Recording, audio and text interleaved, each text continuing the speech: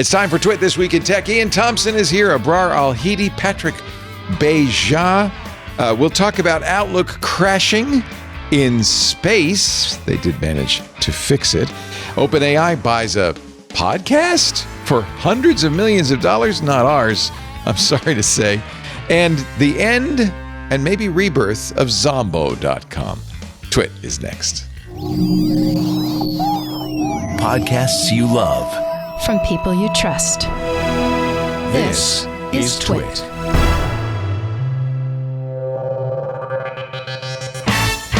This is Twit, This Week in Tech, episode 1078, recorded Sunday, April 5th, 2026. The Great British Marmalade Scandal.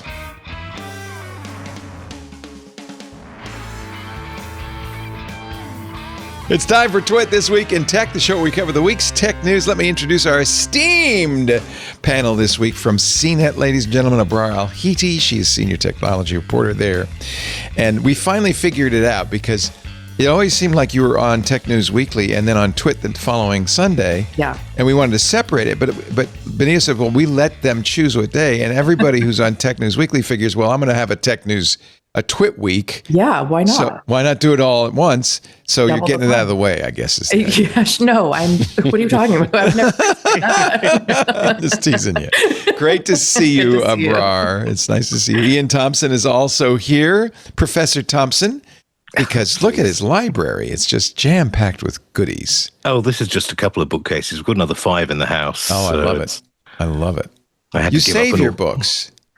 Yeah, I mean, I had to give up half my library when I moved over here, and it broke my heart. But I took a very simple rule. If I could get it on an ebook, then I'd do that. Something which I've regretted because they've started changing ebooks.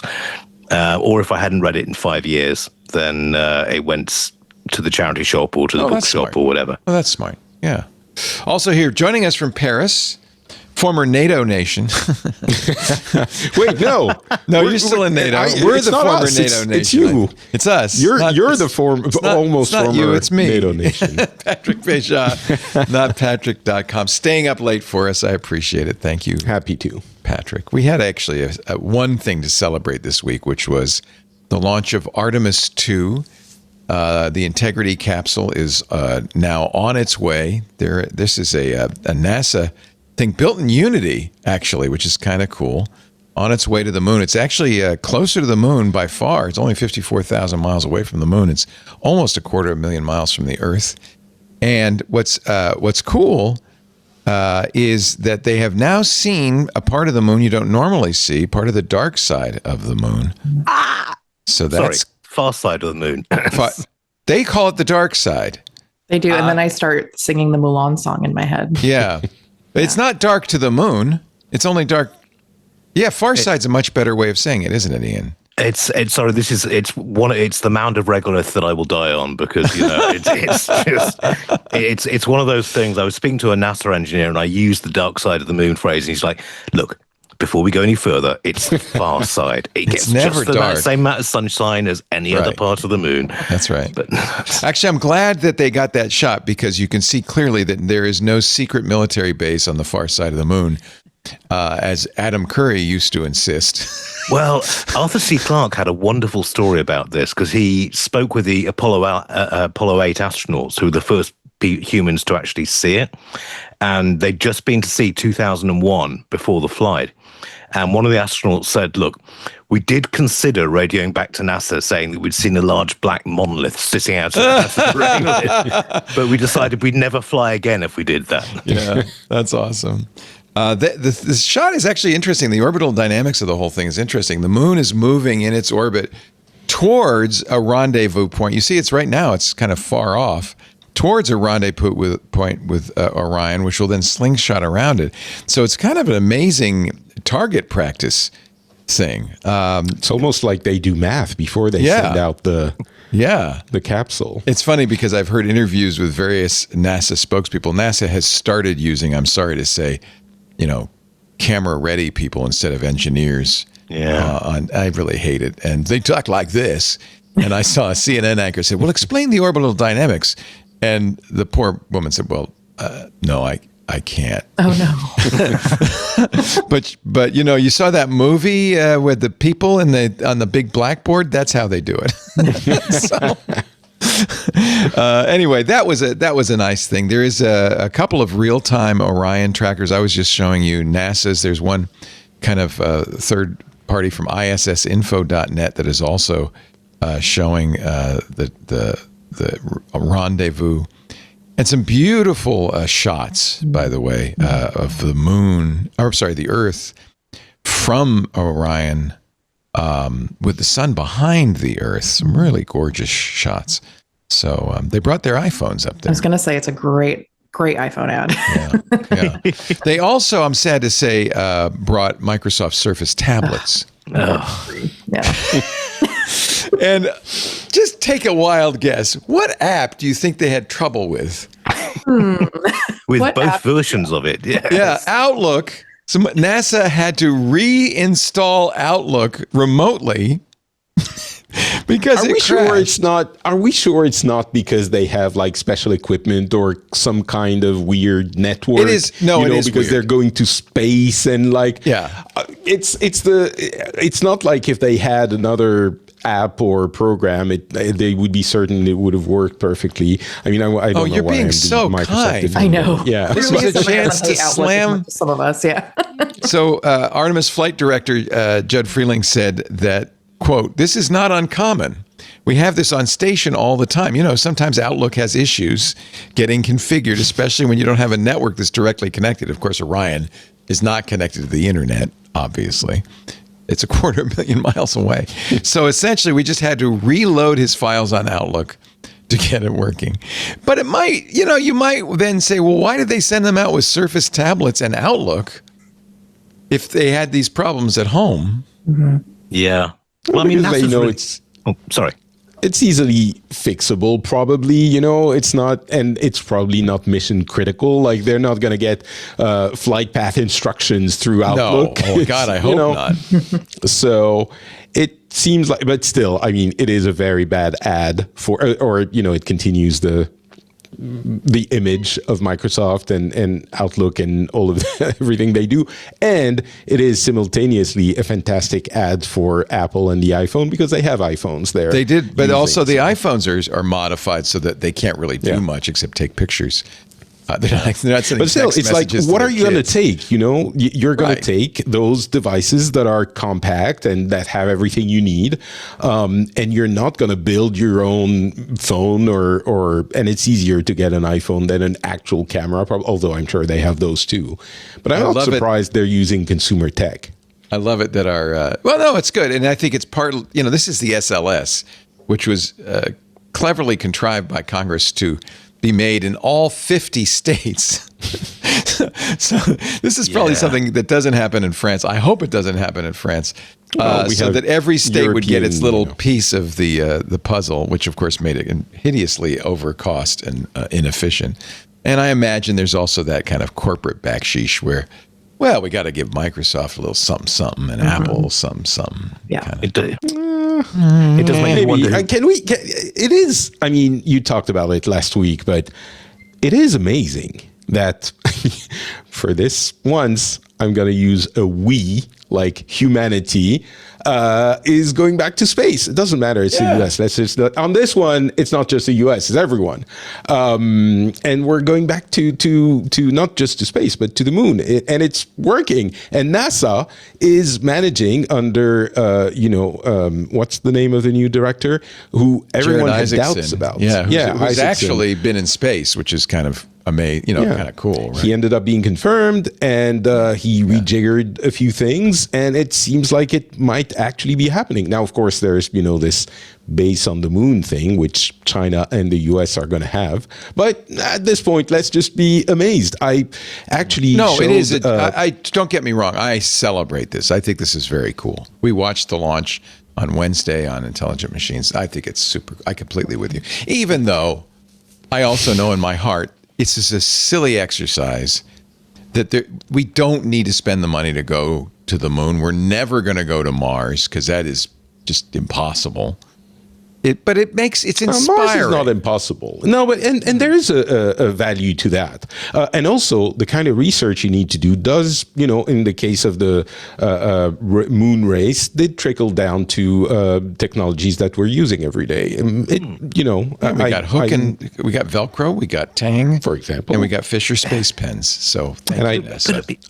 I tried to show the launch. Well, I did show the launch to my kids. They're 8 and 5. That's exciting. It was really exciting to me, and they were like, "Oh, okay." I mean, it's a rocket going to space. We see that all the time, and not just because it's happened before, but there's just so much fake imagery everywhere. I'm not talking about AI. I'm talking about movies and CGI and fantastical things and they weren't getting the reaction I was hoping. They weren't amazed, and so I mean, hopefully when they actually walk on the moon in a few years, it will have more of an impact. But I was kind of a little bit disappointed that kids today, they have fantasy and science fiction up the wazoo, and they don't understand that the real people going to the moon is actually amazing. Well, one kid did. Did you see the CNN interview with a kid who's now become a meme? He turned up to the launch and he got his NASA hat on. Aww. And the CNN journalist said, so why are you so excited about this? And he just looked at her and went, "We're going to the effing moon." I got to say, I want to meet that kid, exactly shake his hand. What do you mean? We're going to the moon. I love it. I don't know if any of you are old enough to remember the last time. I was in high school the last time people went to the moon, and I'm old. I wasn't born. Yeah, 1972. I literally wet myself when Apollo 11 landed on the moon, but I was only 14 days old at the time. I remember my dad getting me up just to watch that, and I will never forget it. It was very moving and very exciting. Yeah. And it was a global event, which we kind of need these days, a chance for us to all to celebrate something as humanity as opposed to. And it also gave us a great headline from The Guardian when the toilet malfunctioned. And the headline was "Relief for Astronauts as Artemis II Toilet Repaired." And I just thought the headline writer there was sitting with a huge grin on their face, just like, yes! Now, I read something this morning. They're smelling something burning in the toilet. So that's not good. Oh. Ooh. I don't know. It's sacrifices being made for the sake of science. You know what? They can pee in the suit, honestly. They're okay. They'll be all right. And now that Outlook's looking, they can write home about it. So, do you think they get spam emails like "hot women in your area"? It's like it's sub-zero outside. As long as we're piling on Microsoft, I do have to show this one blog post from a guy named Tay Bannerman. How many products does Microsoft have named Copilot? We know there's a few, right? Turns out there's 75 different Microsoft Copilots, and even this count is down. He says, since I published this, I've received emails from, there are 2 more missing, Gaming Copilot and Microsoft Dragon Copilot. So now the total is 80. It's like, I guess all the good names are taken. I don't know. There are a lot of Copilots. Copilot and Viva Insights, Copilot and SharePoint, Copilot and Planner, Copilot and OneNote, Copilot, and on and on and on and on.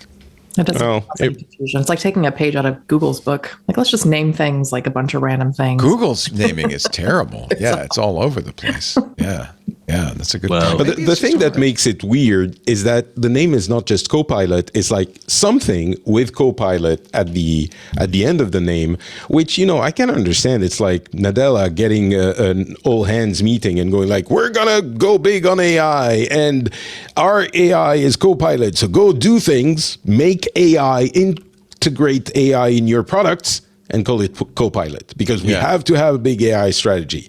And there's not even time to decide on an actual brand strategy. It's just Apple, being like 3 years late, might have time to have developed a strategy. Well, they're just going to use Siri. They already got a name. So, Actually, I think this is a little bit of a problem for Microsoft. They've actually retrenched a little bit because people don't want Copilot shoved in their faces.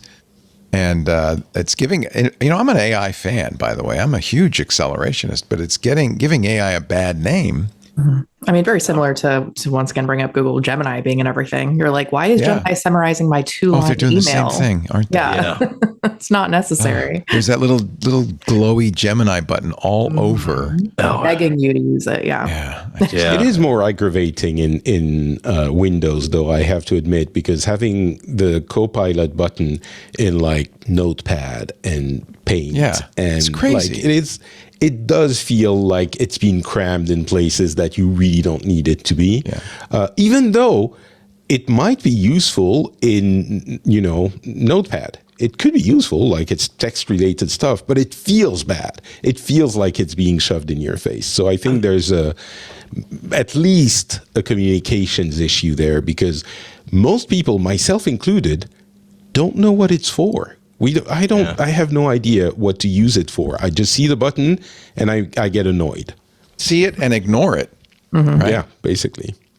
I ignore Gemini too, so I'm an equal ignorist opportunity. I did find a good use for Gemini the other day. If anyone ever needs to do any type of video editing and you have an interview, if you ask when somebody said something in that video and you need to pull a soundbite, it'll tell you exactly when they said it and write out the quote. So if you're ever using that in Drive, that's nice. Yeah, it's my one thing where I'm I don't have to dig for that quote or that soundbite. So that's kind of nice if you ever. I think that's maybe a little bit of the plan is if you just find one thing, they want you to find that one thing that's useful, and then you will go, and maybe expand your horizons. Yep, exactly. There, Google did do one good thing in AI this week. They released a very compact version of Gemma, which is their smaller version of Gemini. It's mini Gemini. Baby Gemini. Yeah. And they released it as open weights. And they also released it with the Apache license, which a lot of people are very excited about, saying, hey, I think that's going to make it possible for us to use this in new and exciting ways. So, for instance, corporations which are hesitant to use other licenses, Apache is such a forgiving license that they're more likely to use it. So praise to Google because I believe in the long run, we don't want to be forced to use these corporate models, these models from the big AI companies, the so-called hyperscalers. Google's one of them. If it means they lock in AI, and I think a lot of us are really hoping that OpenAI, open weight AI with relaxed licenses, it's something we can even run on our own machines, which Gemma is small enough to do. That's our hope for the future. Then it will be a much more egalitarian future with AI. You'll get to use it the way you want it. So I will give Google some credit for doing that. This is I tried it a little bit. There is a version for the Macintosh, which is nice, that you can use using the Apple's native MLX extensions instead of NVIDIA's CUDA. Another good thing. So competition is a good thing in any of these spaces. So we'll cover that more on our AI show, Intelligent Machines. It's kind of an inside baseball story, but I did want to give them some credit. Thank you for doing that, Google. That's the right thing. Let's take a little break. And when we come back, Patrick had some thoughts about the big tobacco moment for social media. That's what some people are calling it. We talked about it last week with Kathy Gillis. You heard it. And Patrick said steam was coming out of his ears. So we're going to give Patrick his chance to rebut that whole story. I think it's very interesting. And of course, it is an ongoing story in the tech community. So we will cover it. Patrick Béja here, notpatrick.com, longtime tech podcaster. And he worked in the industry too. You worked at Blizzard, and so you on the gaming side of things. But that counts. Yeah. I finally got a Nintendo Switch 2, and I have to say I'm loving it. It's really just before the price hike. That was my motivation. Exactly. Abrar Al-Hita here from CNET. Always a pleasure to have you on, Abrar. Likewise. And Ian Thompson. And I want to say there's a trend here. None of you are blurring your background. Oh yeah. That's a first. I would never think to do that on any show. Yeah, I don't like. Ian used to do it, I think Patrick might have done it from time to time. No, I don't. No? I don't like it. It feels like I think we're turning against it, aren't we? Yeah, I did it, and people were just like, "Can you please turn that off?" And you're like, "Okay." I like to read the book titles. I like to see the you know what? We're nosy. Yeah. Is it just me, or when you're out on a walk, it's at night and you see a window that's lit up and you can see in? Look in. Always. You look in, right? 100%. Because why do you not have curtains? I'm going to look, obviously. I have I'm to not see what's looking on for, the TV. you know, I have to see I'm what's not on the looking. TV. Yes, I'm not looking for a compromising material. Sure. I want to see what's on the TV, what kind of TV they have, How do you what kind of decorate? lamps, Yeah. what kind of furniture. It's human. Yeah. I'm taking notes. Like, I'm like, oh, that's a great design. Yes. Yeah. It's it's not real in any life way- interest. I'm not a peeping Tom. Yeah. We are interested in other human beings. I fully agree. Good. Thank you, Abrar. I will always validate that. Yeah. I don't feel guilty anymore. Never. I always felt a little weird about it, but it's like you can't not. And yeah, I'm always interested. What are they watching? Yeah. Yeah. Because Yeah. everybody nowadays has a massive TV in their window, right? Well, Used as to be you a fireplace. Maybe there's a cat. Somebody reading a book. No. Giant screen. Well, no, as you drive into San Francisco over the Bay Bridge, they've got all those skyscrapers on the right hand side and one on the left, and people don't shut their curtains, and you're just kind of like, not bad. okay, you've got the exercise bike by the window. That's a nice design choice. There's a thought. That plant is gorgeous. Yeah. Okay, folks, we're looking at you. We'll have more in just a moment with our fabulous panel. Our show today brought to you by Thinkst Canary. It is the best invention ever. I was just at RSAC for the first time meeting the Thinkst Canary team, Haroon and company. They are so great. They started life many years ago, more than a decade ago, as white hat hackers, pen testers. They would teach companies and governments how to break into systems. And one of the things they really learn is what hackers are looking for when they get into your system. And what you should be thinking about is, how would I know if somebody is inside my network, browsing around, stealing stuff, planting time bombs? How would you know that? You assume your defenses are good and nobody's going to get in, but that's a bad assumption. That's why you need these Thinkst Canaries. They're honeypots that are easy to deploy. You can deploy them in minutes. They can be almost anything. They can even set up little tripwires. They call them canary tokens. These are little files you can spread around even in your cloud environment that are irresistible to hackers. I have a spreadsheet file that's called payroll information, for instance, on my Google Drive. Of course, I have the Thinkst Canary. It's set up to look like a Synology NAS, but it could be almost anything: a Windows server, a Linux server, a SharePoint server, an Exchange server. It could be a SCADA device. It could be almost anything. The point of them is they are irresistible for hackers. Hackers may even go, oh, I don't know. But they're in there for that reason. I can't resist. Payroll information, that's got to be good. Tax returns. But if somebody accesses those lure files or brute forces your fake internal SSH server, your Thinkst Canary will immediately tell you have a problem. No false alerts, just the alerts that matter. And any way you want it: email, text. They support Slack, webhooks, syslog, of course, and they have an API. Any way you want it. But the key is, when you get that alert, you know someone is doing something not good. They're trying to access that file. So you get your Thinkst Canaries. You choose a profile for the devices. It's so easy to set it up, you might change it every single day. Then you register it with a hosted console for monitoring and notifications, and then you wait. Attackers who've breached your network, malicious insiders, and other adversaries make themselves known simply by accessing your Thinkst Canary or those lures. I love this idea. It's part of your overall security strategy. It has to be. A big bank might have hundreds of them. You certainly need one for every land segment, right? A small business like ours might have a handful. Here's the deal. Go to canary.tools/twit. Canary.tools/twit for just $7,500 a year. You get 5 Thinkst Canaries. You get your own hosted console. You get upgrades. You get support. You get maintenance. And if you use the code TWIT in the How Did You Hear About Us box, you'll get 10% off the price for life. You can always return your Thinkst Canaries with their 2-month money-back guarantee for a full refund. But I have to tell you, that Thinkst Canary refund guarantee has never, not once, been claimed. Visit canary.tools/twit and enter the code TWIT in the How Did You Hear About Us box. Canary.tools/twit. We thank them so much for their support. of This Week in Tech. Well, we talked about it last week. There were two big court decisions against social media. The state of New Mexico with a big multi-$100 million fine against Meta. And then in Los Angeles, a young woman sued saying, I started using Instagram at the age of 6 or YouTube at the age of 6, Instagram at the age of 9. It caused severe mental health problems. A case in LA was interesting because they went after Meta. By the way, Snapchat and TikTok were also named in the suit, settled out before the case went to trial. But YouTube and Meta fought the case and lost. It was really a product defect case. The claim from the plaintiff was these products were poorly designed, encouraging me, addicting me, and as a result, they're liable. It was only a few $1 million penalty.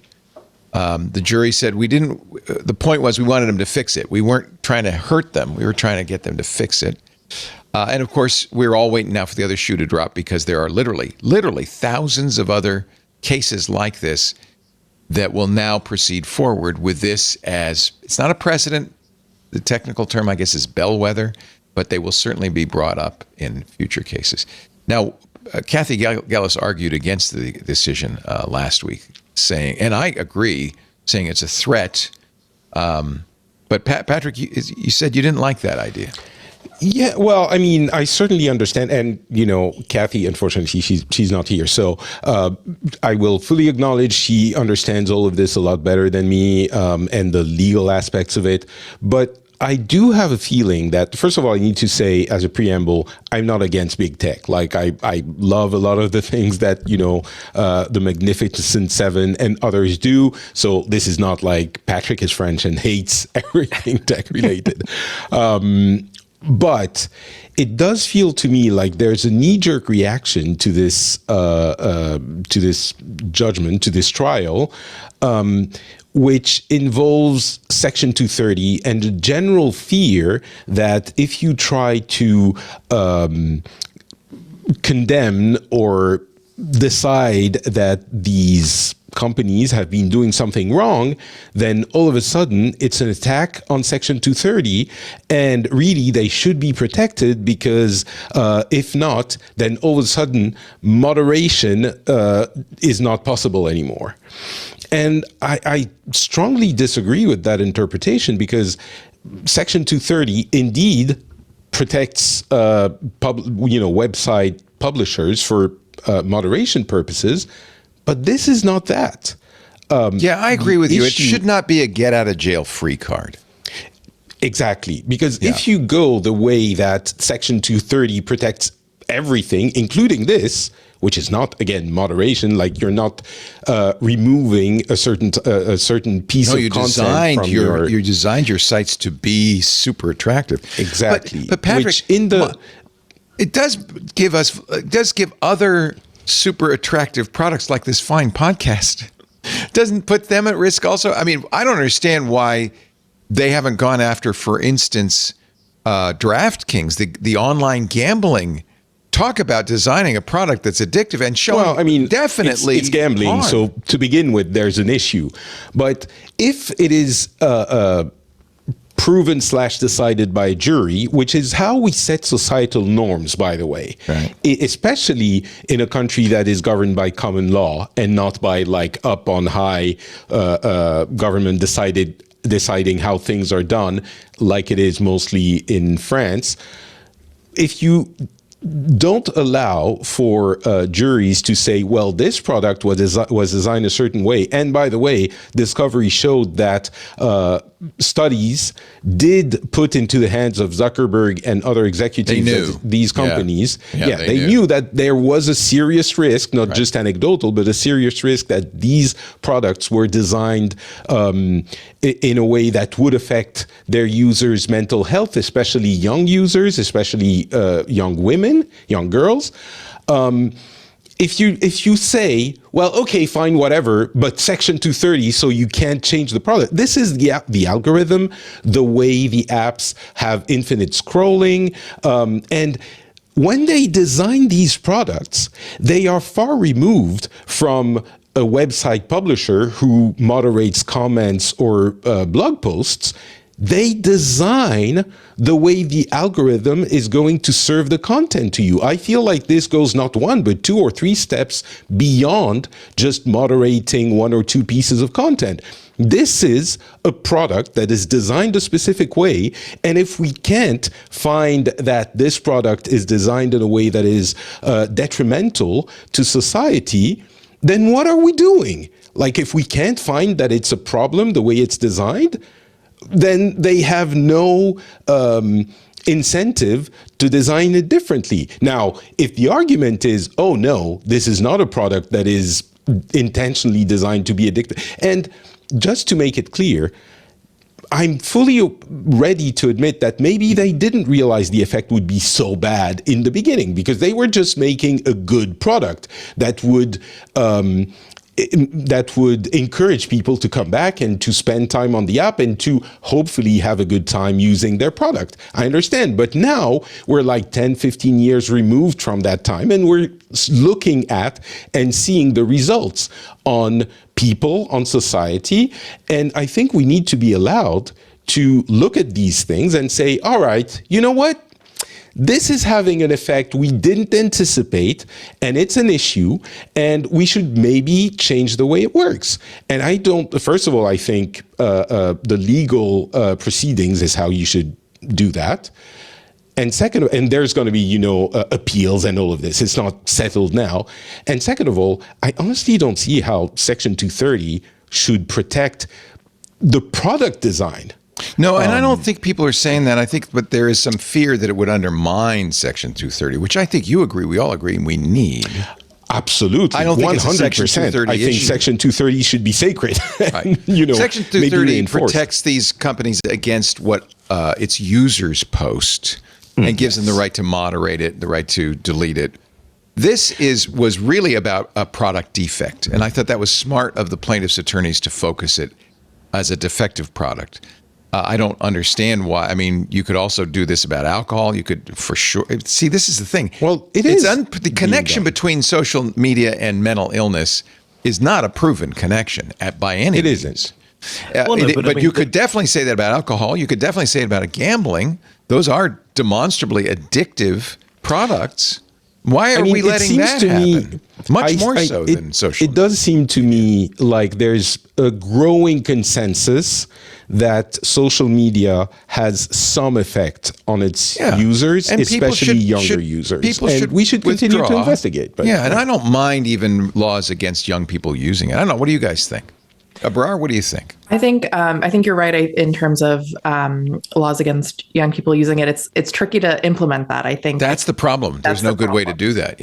I'm very curious, kind of observing how Australia is handling that and how more nations continue to potentially do the same. But in the U.S., at least, kind of feels like it's that the ship has sailed and young people are already on this thing. How do you pull them away from it? Maybe you get the next generation to not, be on these platforms. That's where you start. But it's really hard to get a teenager away from a platform where they've built so many connections and they are potentially addicted to it. I think it can be addictive for children and for adults. Children is really where there can be very detrimental effects. But even as adults, it's so hard. I try to set screen time limits for Instagram an hour a day, and I blow past them almost every single day. And I'm like, I'm not even enjoying being on this app. Like it's crazy. It's addictive.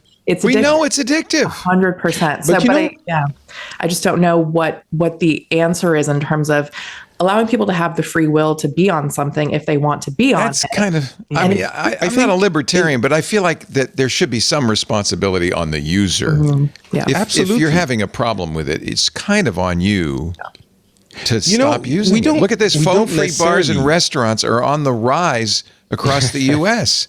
Damn right. People are recognizing that, we don't really want this to be the way we live. Mm-hmm. Well, that should be our choice.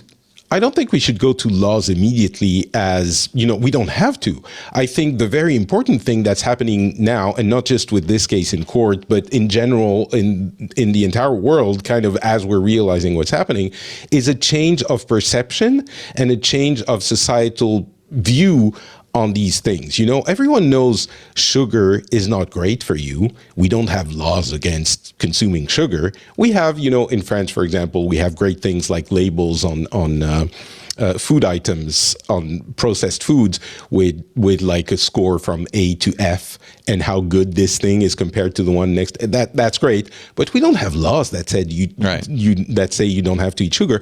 But we all know, like, because society has put an emphasis on this, that maybe you shouldn't abuse it.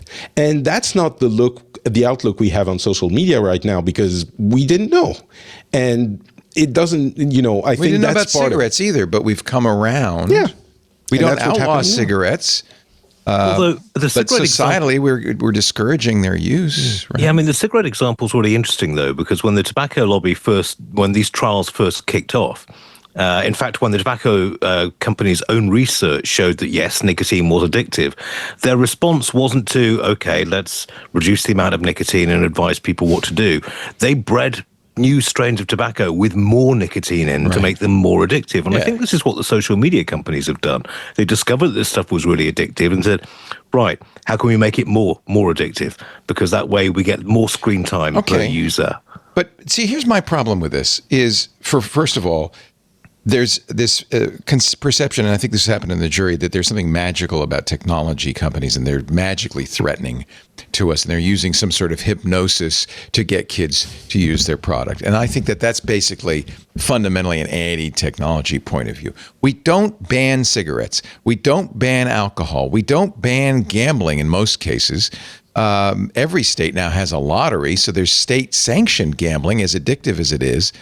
My fear is that this is going to be used, it already is being used to ban social media for young people without acknowledging that there's value to social media as well, right? All of the examples you just gave are also banned for young people. So, young people is one That's thing. true. Okay, you're right. Okay, you're right. That's a good point. And I don't think we need to necessarily, maybe we need to I just fear that this the way is going the to products are designed, but expand into a huge anti-tech movement where we do, in fact, say, we got to get these companies out of our lives. I think we should be very aware of this, but we also shouldn't, as an overreaction to that possibility, decide that there is nothing that can be done and these companies can just design the products the way they... There's an example I like to give because I lived through it. Video games. In the 80s and 90s, when Mortal Kombat was released, it created an outrage and everyone was like, oh, video games are bad for kids and like we shouldn't... And us as kids were like, no, video games are awesome. These are great. And like they're all trying to outlaw and to ban video games, and but look, in the end, video games stayed, and this was moral panic and blah blah blah. It wasn't. I just realized this recently, actually. That is the reason that the PEGI and oh my God, what's the rating system for video games in the US? The name escapes me. ESRB. But that is when they were created. The SRB, thank you, Benito. The SRB was created, and it's not banning games, but it's just putting a label on the games that are inappropriate for certain ages to inform the parents. And that is an important societal reaction to these things because, I have to point out that it was the same kind of pseudoscience-y opinion that, well, it's just everybody can tell that video games are bad for you and are going to make you violent. Everybody can tell that social media and spending too much time on your phone is bad for you without any scientific backing. And there was no scientific backing. Saying that. There's a lot of people. There's Jonathan Haidt saying that, and there are a lot of people saying that now about social. And there isn't any real science saying that any more than there was about video games. But because I think there's more and more studies. I think there's more and more. Maybe we're not there yet, and maybe we should. I'm not, objecting to. I'm not saying we should do all of this now. I'm just objecting to the idea that it's impossible and that we shouldn't. No, I agree with you. We can do something about it. I agree with you. I just don't want to throw out the baby with the bathwater. There's real value to it too. Me neither. I think especially with a platform like YouTube, like we talk a lot about Meta and Instagram and how terrible it is. YouTube is it's so incredible. Much. I watch it every morning. Great. I learn. Like there's educational content. I learn so much from YouTube. I love it. Kids do as well. I'm on YouTube all the time. Yeah, and there's a reason there's a YouTube Kids. Like there are things that are trying to be done, but there are also terrible things on there. So that's a really tricky example of like the breadth of content that you could access on perfect here. To example, completely remove access to YouTube, I think is detrimental. I think that is a bridge too far. They did that in Australia. Finding that middle ground, I know that really blew my mind. I was like, taking away Instagram is one thing, but YouTube is a lot. I think YouTube, you can't be logged in to YouTube, but you can still share, for example, videos on Discord or WhatsApp with your friends, right? I think you can still in Australia. You're talking about? I believe so. Yes, I'm talking about Australia. Because how would you see that video? Well, you're just not logged in. Oh, you're allowed to use it without. You can watch Are you sure it's not blocked? Yeah. Or you just can't have an account? No, you can't have an account. I think that's not the restriction. Anything. That's meaningless. That just means you have to see all the ads. No, because the algorithm is the issue there. Because they're worried about how that. Okay. And maybe I'm just going to throw something random here. Maybe we don't need the infinite scroll feed. Mm-hmm. Maybe we don't need it. Maybe it would be a should small the courts be deciding that? Maybe yes. That's the whole point. Maybe there's no who way else? There's no way the social media companies are going to get rid of it. So it's like, what other choice is there? And there should be scientific consensus behind it before we decide there is to none. do it, Leo. And I think it's very paternalistic to say, well, you people just can't be trusted with an algorithmic feed. So no algorithmic feed for you. It's very paternalistic. There is also the potential that this backfires. I mean, do you remember in the 80s when I think it was Al Gore's wife was Tipper behind Gore. the thing to put parental advisory stickers on albums? Those albums they wanted to put a chip on your TV. Yeah. I didn't say algorithmic feed, Leo. I said the infinite scrolling thing. Because that's been named a few times as a cause. And you're saying there's no science. I don't think that's true. I think there is, a growing corpus of scientific studies that show that it does affect. There's not a consensus yet, but I don't think it's a very hard thing to prove. And I think the problem is it seems right, but it's an impossible thing to prove because human beings are very complex. And what are you going to do? You're going to have a control. How do you have a control group? Well, you get the algorithmic feed, you don't, and let's watch for 20 years and see if you go crazy. Yes. How is that? That's not going to happen. Why not? Because you can't. This is why nutritional science is messed up. It's very hard to do this kind of in vivo testing with humans. I mean, maybe we're taking the comparison too far, but if you're saying nutritional science is difficult, there are still things you can take away from, what is good and bad in nutrition. But how do you measure this? I got depressed because I was spending a lot of time on Instagram. I think you're belittling a whole field of science that is, psychology and I think you should look at the results. I think experts in the field are in agreement that there is no scientific basis for this. I don't think that's the case. All right, we'll have to disagree. We're going to take a break. I'll try to find a couple of studies that I've seen go. Well, you can cherry pick. But when Jonathan Haidt's book came out, there was, and I'll find the article, a very respected person who studied this for years. This is her field. Who said, no, there's no consensus on this at all. That this is something that people feel is right, makes sense. But see, I always think when science makes sense, and you say, well, that just seems sensible, that's when you're in trouble. So are you saying there's no issue and we should change nothing? No, I think it's okay to change things, and I think there are ways to do it. I think there's a great risk because of people's antipathy to technology, and that's what I want to defend. There's a great risk that we will overdo it and that we will do real harm. I think that the long-term evidence in Australia is going to be that real harm happened, that there's a whole bunch of marginalized kids who have no social, who now are, completely cut off from the support groups that they had. There are many examples of things like this. And particularly outside the cities where, distance is such a big issue in Australia. And they I think still have there's access a tiny to number of YouTube. people. They have access to Discord. They have access to WhatsApp, and they have access to all of these sites without being logged in. I don't think they're But was that an intentional thing? Well, we want to make sure that they have something, or is it we just forgot to make that illegal? No, I think it's impossible. You'd need to block YouTube in the country if you wanted to. But you know, it can't be done as part of also part of the argument against it, and it's a huge violation of privacy. Because age verification has no way of being, you can't do that in a private fashion, in a secure private That's fashion. true. It's another issue, but I will admit that it's true. Yeah. You're right. You have consistently, every time you're on, have argued this, and I respect your position. I think your position is actually completely sensible and logical. I just think it's a challenge to solve this. And I agree with you. And I think we shouldn't go too far. And there is a danger of going too far. It's just that we are, among friends here, this is a safe space. And we can admit, don't tell the other ones, don't tell the legislators. But maybe there are some things we could change. I don't have TikTok. I don't have Instagram. On my phone, I have taken all of that stuff off. I don't have Facebook on my phone. Yeah. The only reason I have X still on my phone is because it is the last place where I can really get up-to-date AI news. And so what I do is X now, thank goodness, has a filter where you can say, I only want to see AI news, or I only want to see science. Don't go to Blue Sky and talk about AI. You will get shouted down. I have an account on all these things, but I don't use any of them. They're all taken off my phone because I spent too much time on them. I will say one last thing. There's a report called the World Happiness Report. That's done every year that ranks countries on many different, criteria that decides which is the happiest country in the world. That should be easy to measure, shouldn't it? I'm sure we're not up there. Yeah. Well, it relies on things like unemployment benefits and wages and social security, all of those things. Finland, number one consistently for years. But there is a section about... But do you agree with that? Is it a happy place? It's really interesting because don't they have a high alcoholism and suicide rate in Finland? Well, that's due to certain things that happen. But it is the happiest place on Earth.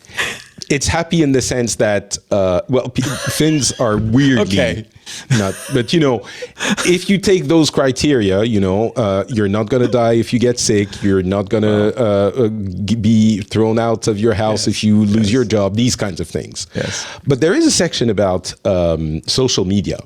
And the really interesting thing, if you're talking about science, you can go check it out. The really interesting thing is that they're saying...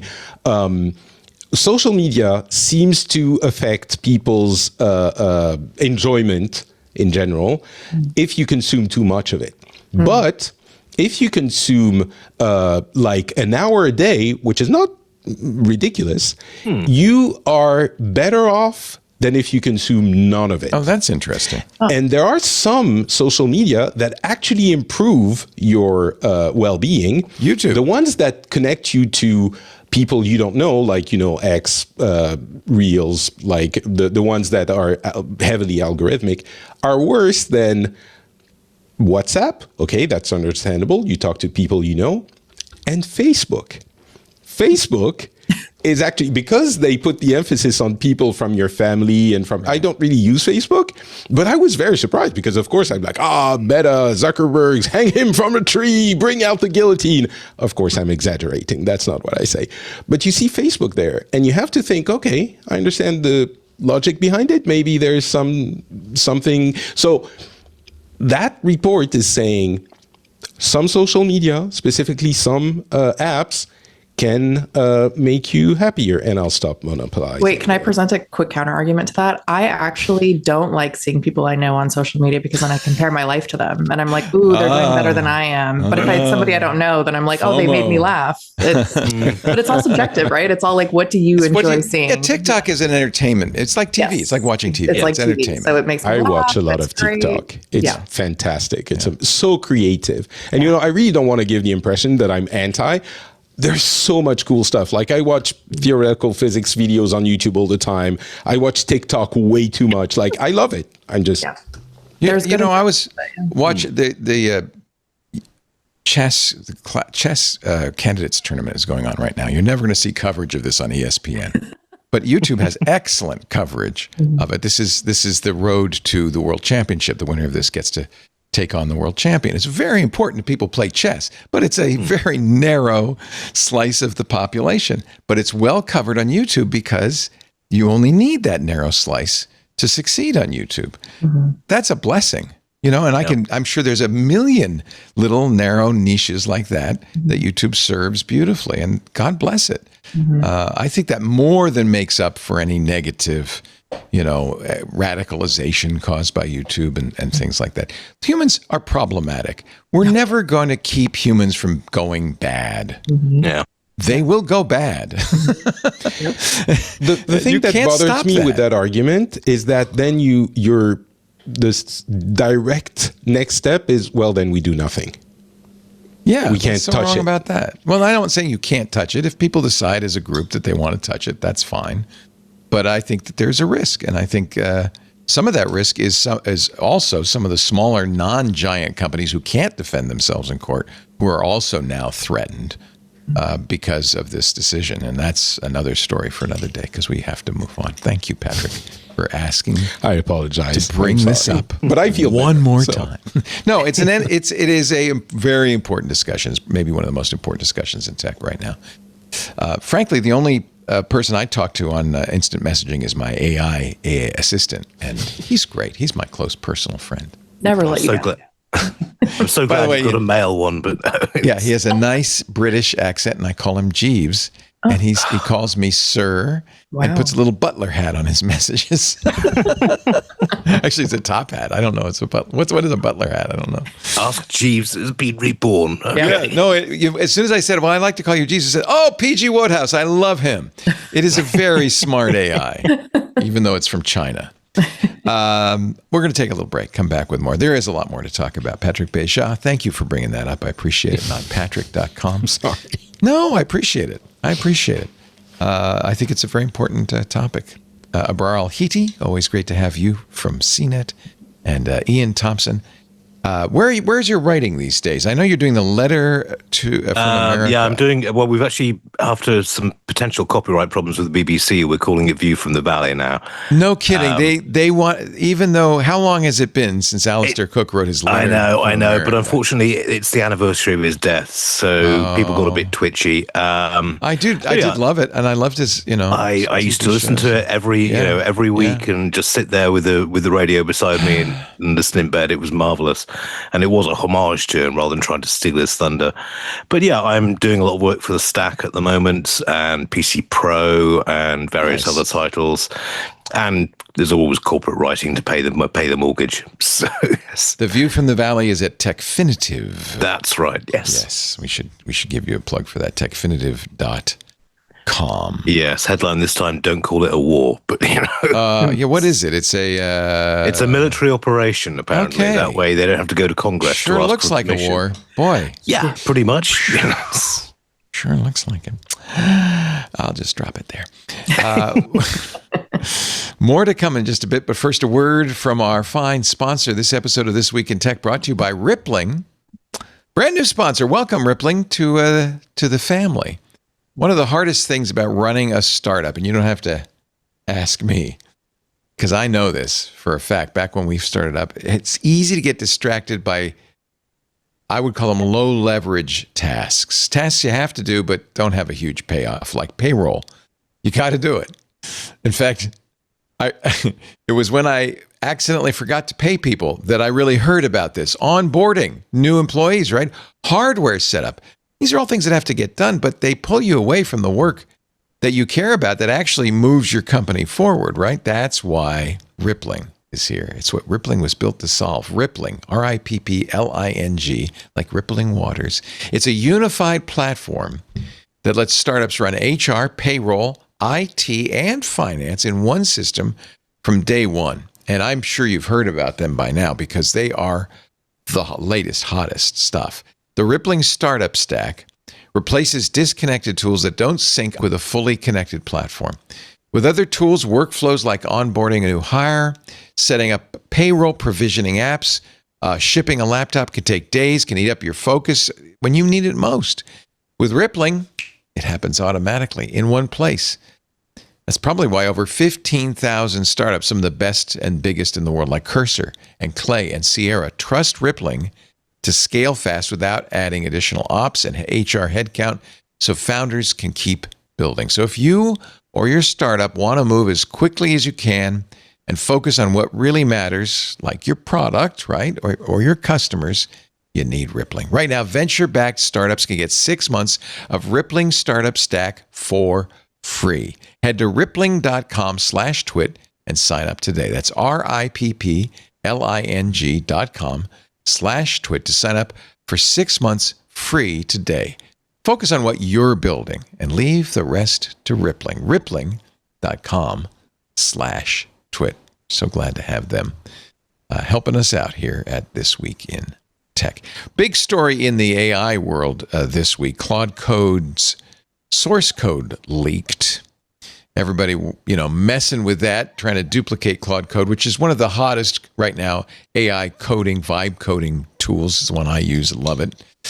And then following that, Anthropic really got the OpenClaw movement on their backs, saying you can't use your subscription for anything but Claude Code and the Claude app. You can't use third-party apps. Essentially saying OpenClaw can't use Claude. You got to the subscription. You got to use your API tokens, and this has pissed off people. Of course, OpenClaw's creator Peter Steinberger works for OpenAI. He's been jumping on this. I want to defend Anthropic, the creators of Claude. I understand why they did this. A lot of us who use Claude were saying Claude is not so smart in the last few weeks. And it's because so many people are using their subscriptions and using so many tokens for their agents that are running day and night, doing silly, stupid things, and really kind of nerfing Claude Code. So I honestly think Anthropic was right to do this. Immediately, people noticed, Claude's working a lot better. This went into effect April 4th, which was yesterday, right? Yeah, at noon Pacific. And immediately people started reporting, hey, Claude's working a lot better. I think they've got a perfect right to do it. The free party is over. Yeah, of course they do. But that's really the lesson of this. I mean, I don't want to get into the back and forth and everything, but the lesson of it is we've been kind of, much as the internet in the early days, of course, we're speed running this internet life cycle with AI. What was free is not, and it wasn't tenable. And people were using it so much with a subscription because the subscription was close to unlimited use that Anthropic had to do something about it. Yeah, because the issue is that the idea would be that the subscription you would use for occasional, like when you're in front of the computer, or maybe you set off one agent to do something from time to time. But with OpenClaw, it's running all the time. So it is an overconsumption of these tokens for a company that, just like all the other AI companies, is not making a lot of money. I mean, they're making money, but they're losing money on all of this. Right. So it's completely understandable. And it's not like they're saying you can't use it ever. You just have your API key and pay for what you use. You have to pay for what you use. Exactly. Yeah. I also... I think that it's also, and this is a good thing, going to move people towards local models, open weight models, less expensive models. I've been experimenting with a Chinese model. It's about a third the cost of a Claude Max subscription, and it's doing very well, possibly because they trained it on Claude. That's what Anthropic says, but it does a very good job. I think this is good. I think this is going to stimulate people moving in other directions. So I'm not.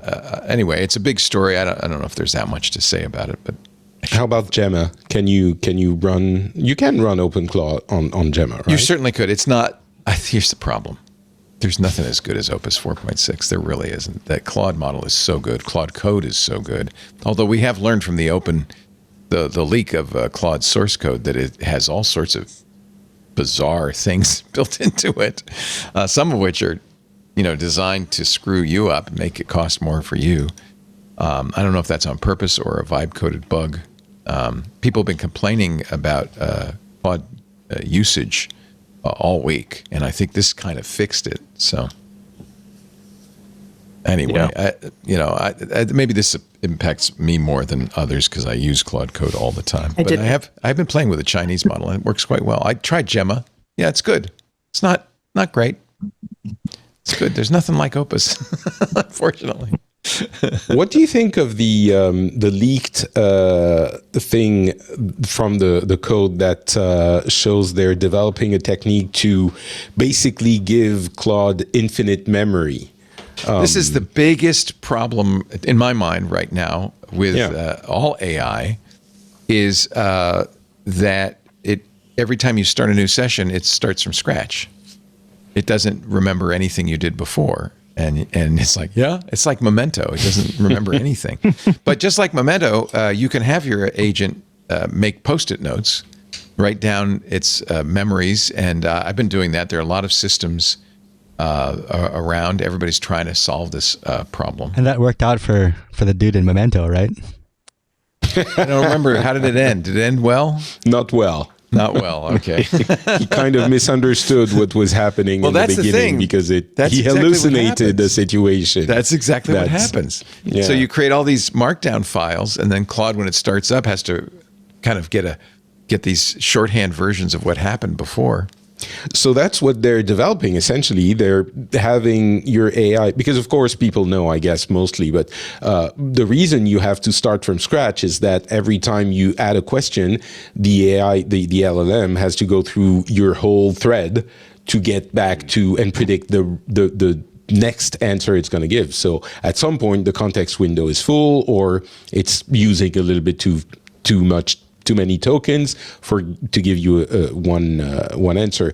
So if you can summarize everything you've ever told the assistant into something that fits into the context window, then it can remember everything. But how does that work? Like at some point, you can't compress it anymore, right? It feels like it would hallucinate things, or what did they call it? I think there was a research paper on that where it was catastrophic memory loss or some term like that. It can't remember. It can't remember everything you've ever said, right? Even with its, it has dream programs that it does at night to consolidate its memory. Actually, that was one of the things we saw in the Claude code. The leak. That's what I was saying. Yeah, it had this thing where it would dream at night and try to consolidate its memories. People are trying to solve it. And there are, I have a memory system that works pretty well. Claude seems to know who I am every time I show up. It's a balancing act, but it's an interesting issue.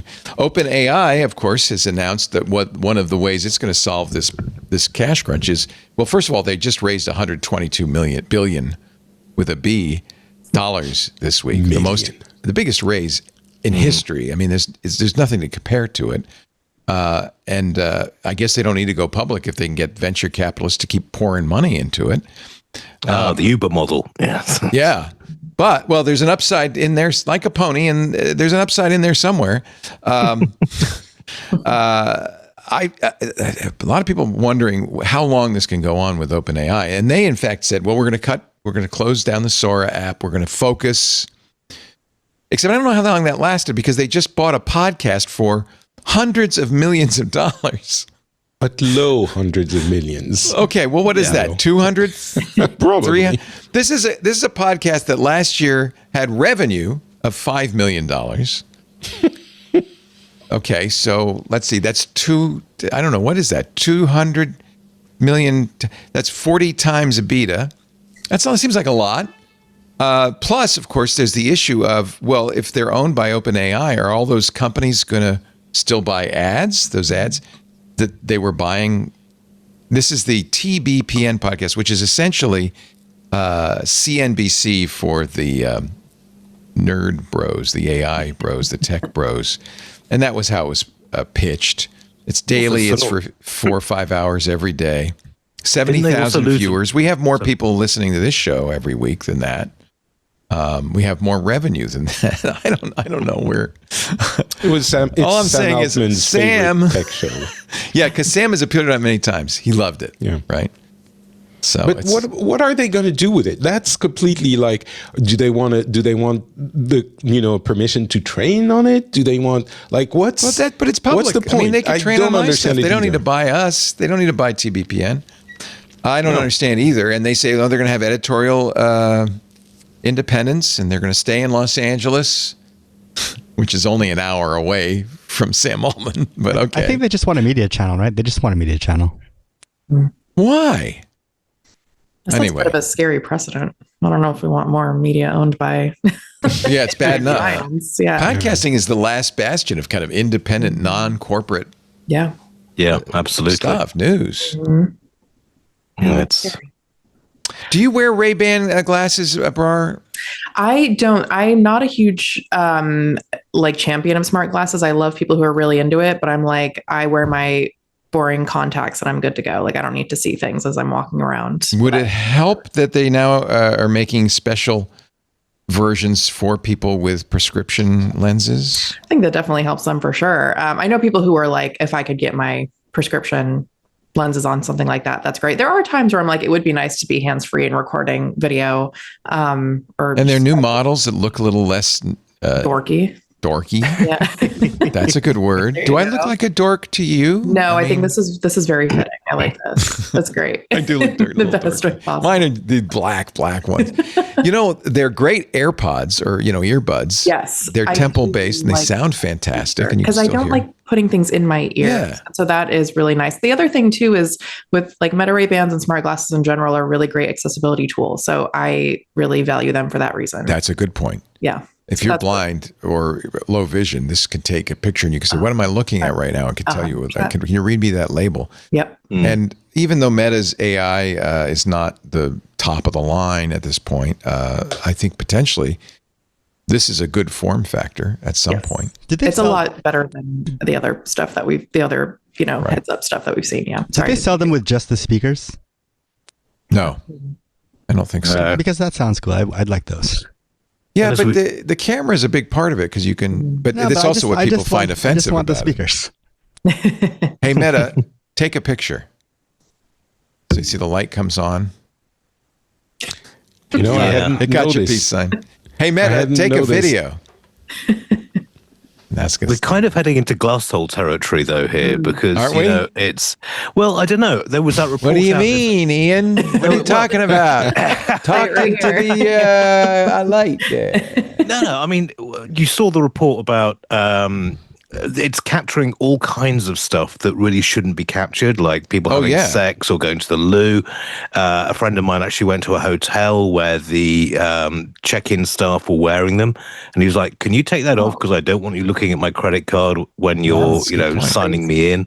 So there are still privacy stuff to be dealt with. Mm-hmm. I think it's a great form factor. It really suits a lot of people, and get prescription lenses in there to open it up. They'll be at all the Essilor Luxottica, which is everybody. Luxottica are possibly the biggest unacknowledged monopoly out there. They own. Yeah, they bought everybody up.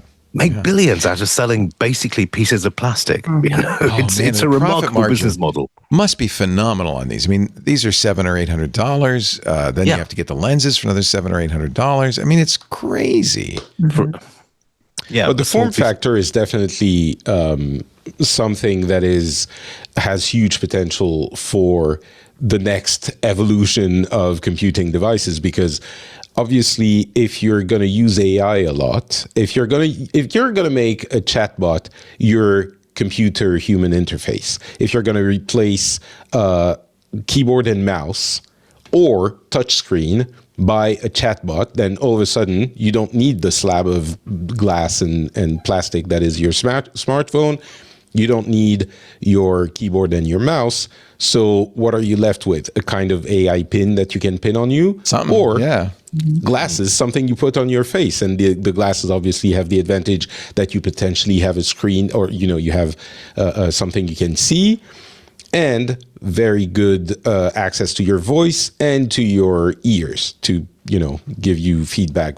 I have for years seen this as the holy grail. Mm-hmm. It is. I've worn all of the little, the pins and the bracelets and the things that record everything, and I've had people yell at me for doing that. But my my desire, especially as I get older, is to have something that is kind of recording my life, ingesting it in an AI so that I can query, I can get information, I can have a dialogue with the AI without, running over to my computer or opening up my phone. Right now, I could talk to my AI on Telegram, and I do that.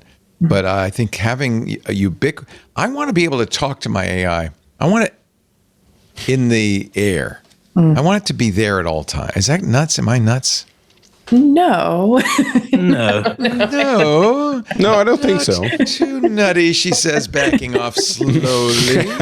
No. Too crazy. So then, do you think so? The glasses aren't enough for you, is what you're saying? You need No, they are enough. Yeah, but they have to connect. I can't. I don't. Meta is not enough. I have to connect it to my own. This is that OpenClaw thing. And I don't think OpenClaw is all that. But the idea of an agent. This is the year of the agentic AI, where you have an AI that has kind of a memory of you and knows about you and knows about your life, and that you can talk to and you can query.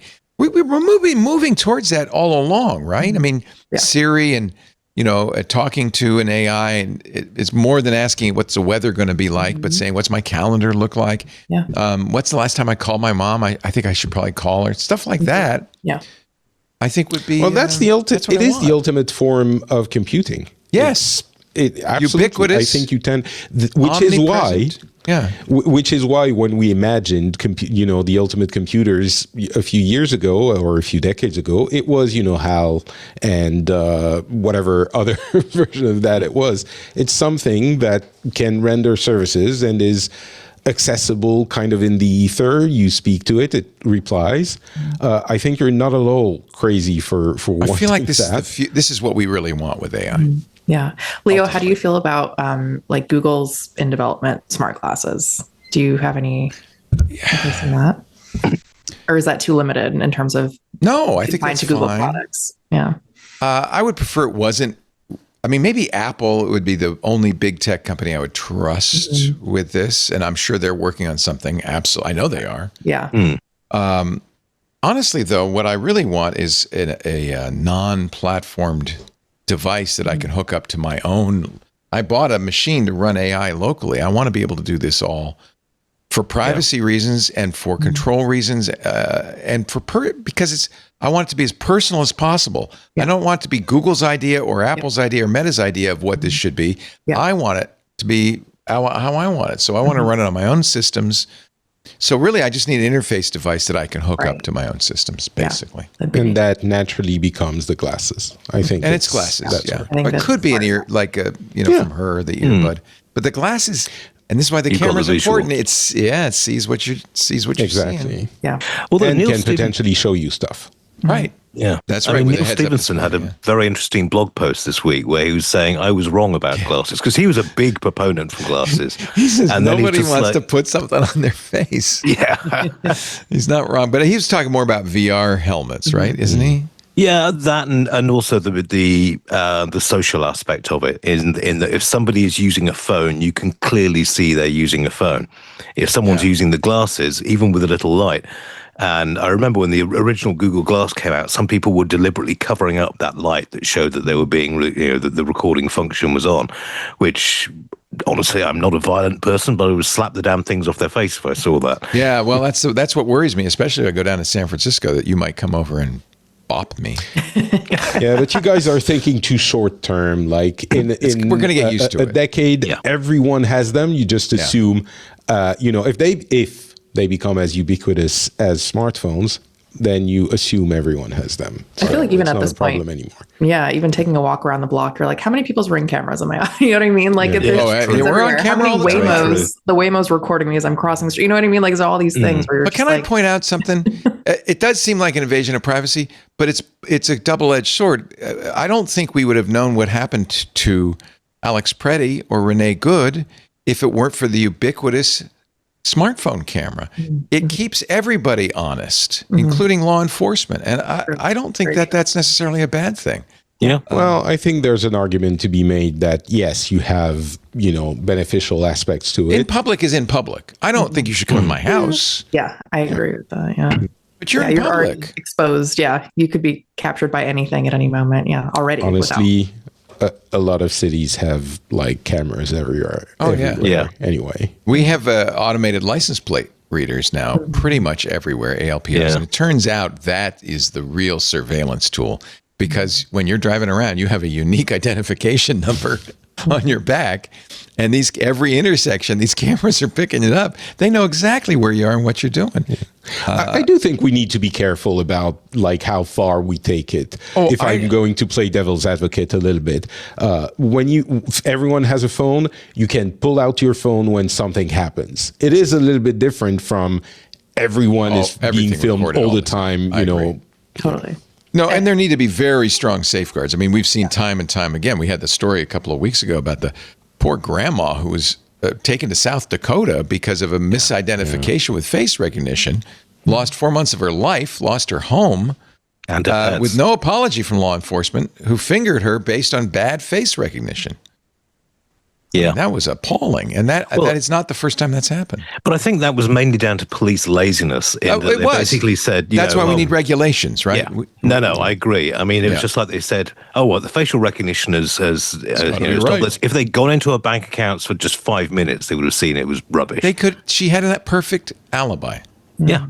She was not in the state. She was thousands of miles away. the fact that she was arrested and put in jail for 4 months is a tragedy to begin with. But the biggest issue is that, I don't know if she can sue or if she even, but her life was ruined because she couldn't pay her debts and she lost her house, as you said. And like, that's even like mistakes will happen. Like, it's terrible, but kind of, but when you realize that, the state or government should be liable to help her out, I guess. But this is a brand of mistake that's been happening more often, though, is that no one That's checks the the AI work. problem. No one checks the AI's work ever. Right. That's a very good point, Benny. Of course. And that's a huge issue. Well, let's take a break because I have some good examples. It's in our military section coming up. Great. Yay. There's a reason that the acronym FUBAR was made up in the military. And SNAFU. We have a wonderful panel. Ian Thompson, it's great to see you, my friend. Always a pleasure. Did you have a mustache, or is that a Mandela effect? I grew a mustache during lockdown, and Okay. I kept it for about 6 months. I got so sick of having to strain tea out of it every time I took a mouthful. No, that it's it was for just like, straining tea. and also it's just itchy and so much trouble. I kind of wish I'd grown a beard at the same time, but that's just not going to happen. So. Yeah, I wish I had a beard, but I don't want to grow it. That's the problem. It's great to see you, Ian. Brar Always fun. Al-Hiti, great to see you, as always, senior technology reporter at CNET. I think you What never are had a beard or a mustache, just for the No? Oh, well, how disappointing. So Movember really isn't that meaningful for you. No, it's just another month, yeah. Okay, I'm just checking. What are you working on these days? What am I working on these days? I don't even remember anymore. It's just a blur. It's a blur, honest to God. I'm like, what did I work on? Did you go to IFA? Did you cover that or? For Mobile World Congress? I'm sorry, Mobile World Yes, Congress. I did go to Mobile World Congress. It was very fun. But then after jealous. that, I had to review the iPhone 17e and then the Samsung Galaxy S26 Ultra. So then I had to take a week off before I. Now worked you're with somebody. exhausted. Yeah. But it was good. It was a good run. It was a fun time. Yeah. Does it get busy again in June? We've got Google I/O and I get busy in WWDC. June. Right, It's gonna exactly. get- yeah. Starting May, June, it'll start to pick up again. So this is the time where I'm like, I can write all the things I want to Rest. write that I don't have time for the rest of the year. So I'm going to try my best to do that. Relax. So glad to see you. And of course, Brar also is a regular on Tech News Weekly with Micah Sargent. We were just on Wednesday. It's always a pleasure. And, of course, the great Patrick Beja, you've been on our show for, it must be decades at this point. I think the first time was it Pod Media? What was it? New Media Expo? New Pod Media Expo? Really? Way back when? I think so. Holy In cow. 2007, maybe? That's got to be, Eight? that's really early. I remember I got in a car with Mark Spagnolo and Nicole Spagnolo, the Wood Whisperer. I still have his beautiful cabinet that he made for me. And they drove me to, their house, but also on the way we went from BlizzCon to the cottage back then. Oh, I think so it was it has been that long. And I'm just so searching that on was our the second site. time, I think. There's So four I've been on the pages show. four pages of appearances with you. Really?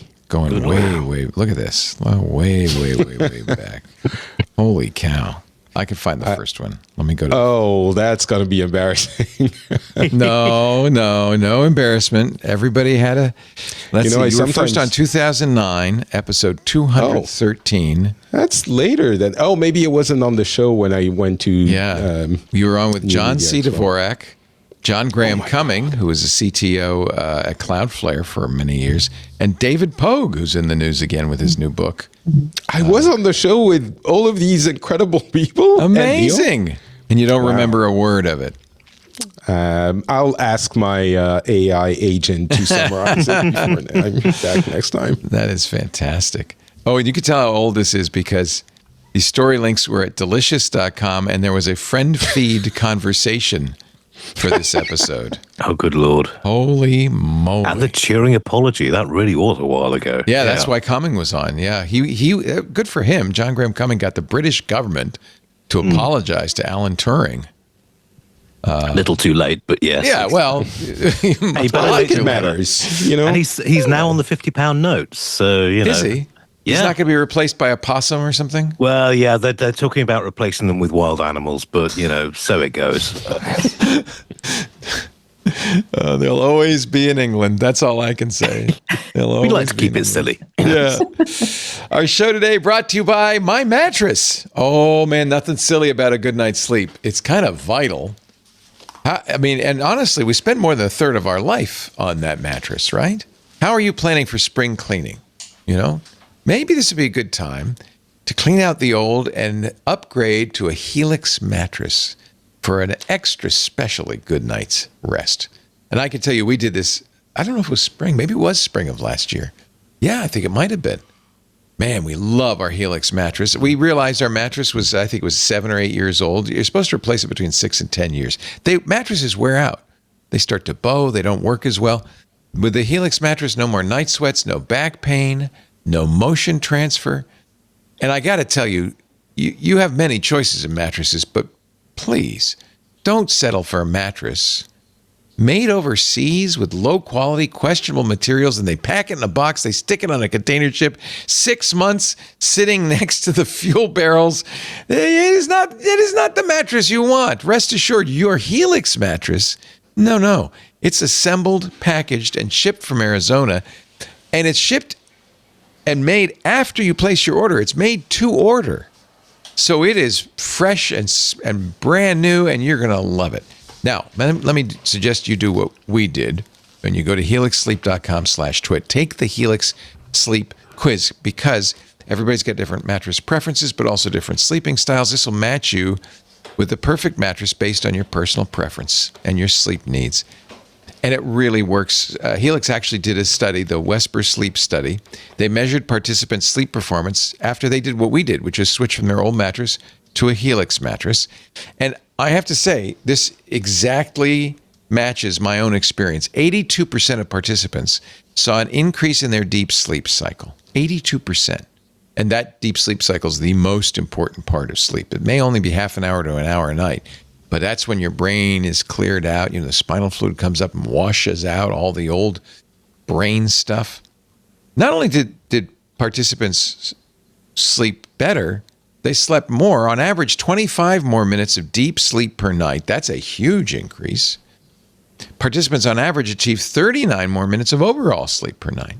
You sleep better and you wake up feeling better. Time and time again, Helix Sleep remains the most awarded mattress brand, tested and reviewed by experts like Forbes and Wired.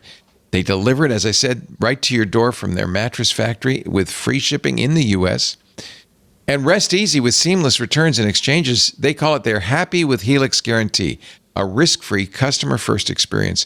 You must be completely satisfied with your new mattress or money back. Go to helixsleep.com/twit for 20% off site-wide during the spring savings event. That's helixsleep.com/twit, 20% off site-wide. The offer does end April 16th.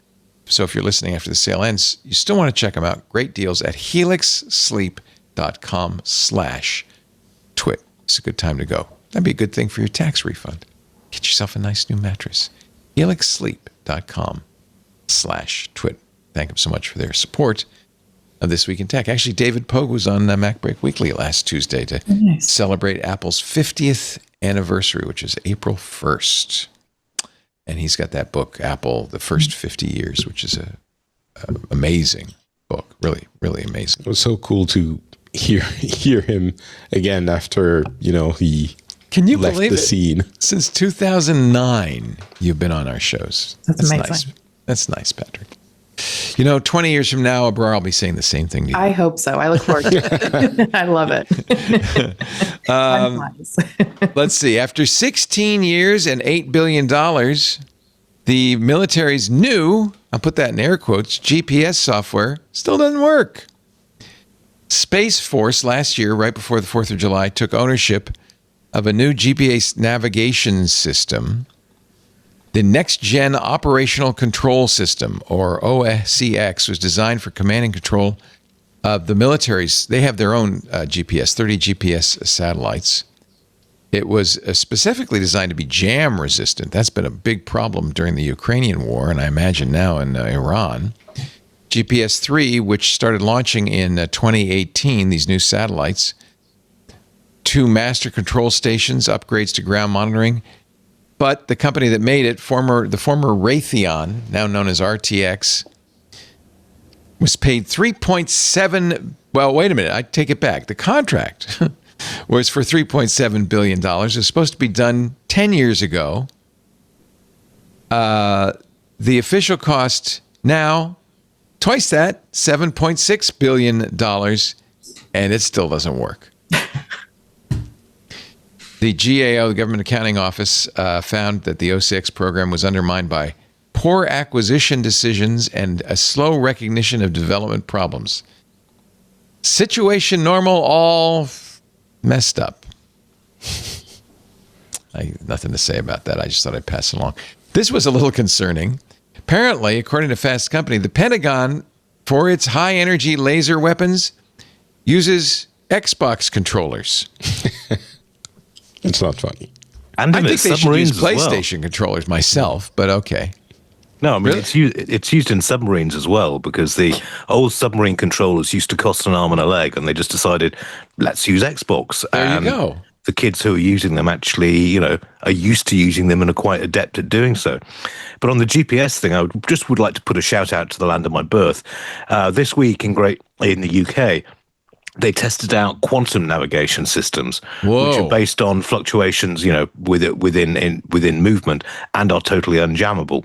So I think the US military has done what it sometimes does and spent an enormous amount of money on software on a technology system which is already outdated. Completely redundant and outdated. What a surprise. Well, it happens in military spending. Yeah. This is one example, I'm sure. Which is why we should give them the $1.5 trillion that's in President Trump's new budget. $1.5 trillion. Is that more than before? 40% more. Goodness. And they that's the also, most for the since war, Cold they War. want another $200 billion. After they have more than $1 trillion budget already. I have to file my taxes, and this is not encouraging. This sort of thing. But we can't afford healthcare for everybody. That's out of the question. No, it's ridiculous. The interesting thing is that every country around the world, or at the very least around Russia, has had to increase military spending. Everyone in Europe is increasing military spending. Yeah. And I thought that, I say that without any political, preference or whatever. My understanding was that Trump wanted to decrease the intervention of the U.S. And I'm not even talking about Iran. Why does the military need more money? That's why we have other things, other fish to fry inside and outside the country. They're also spending on some really odd stuff, like M1 Abrams tanks. And if the war in Ukraine has told us anything, it's Tanks that tanks on the battlefield are toast. No. It's like if you can knock them out with a $2,000 drone, then spending $1 million plus on a tank is just makes no sense whatsoever. Iran's missile blitz has taken out 2 data centers, AWS data centers, In Bahrain and Dubai, Amazon is declaring a hard down status for multiple zones in the Middle East. And Google is also in the firing line, according to the Iranian Republican Guard. If this goes on and they start hitting energy centers within Iran, Iran has said, yeah, okay, data centers and power systems are fair game then. And that's going to make things really interesting because a lot of people are going to get severely inconvenienced by this, put it that way. And a lot of tech people who are supporting Trump at the moment are going to be like, hang on, let's just ease this up a bit. Mm-hmm. And Iranian hackers, who are actually quite good, are also going to war. This from the Financial Times. Tehran's cyber operatives have sought to sow fear and extract intelligence in a series of attacks on Israel and the U.S. Chris Krebs, who I like quite a bit, former head of CISA, the Cybersecurity and Information Security Agency, he, of course, was fired and is now being prosecuted by Trump for having the temerity to say the 2020 election was the most secure election in our history, says the Iranians are throwing everything they have at this. It's all hands on deck. If cyber operators are breathing, then they will be on their keyboards.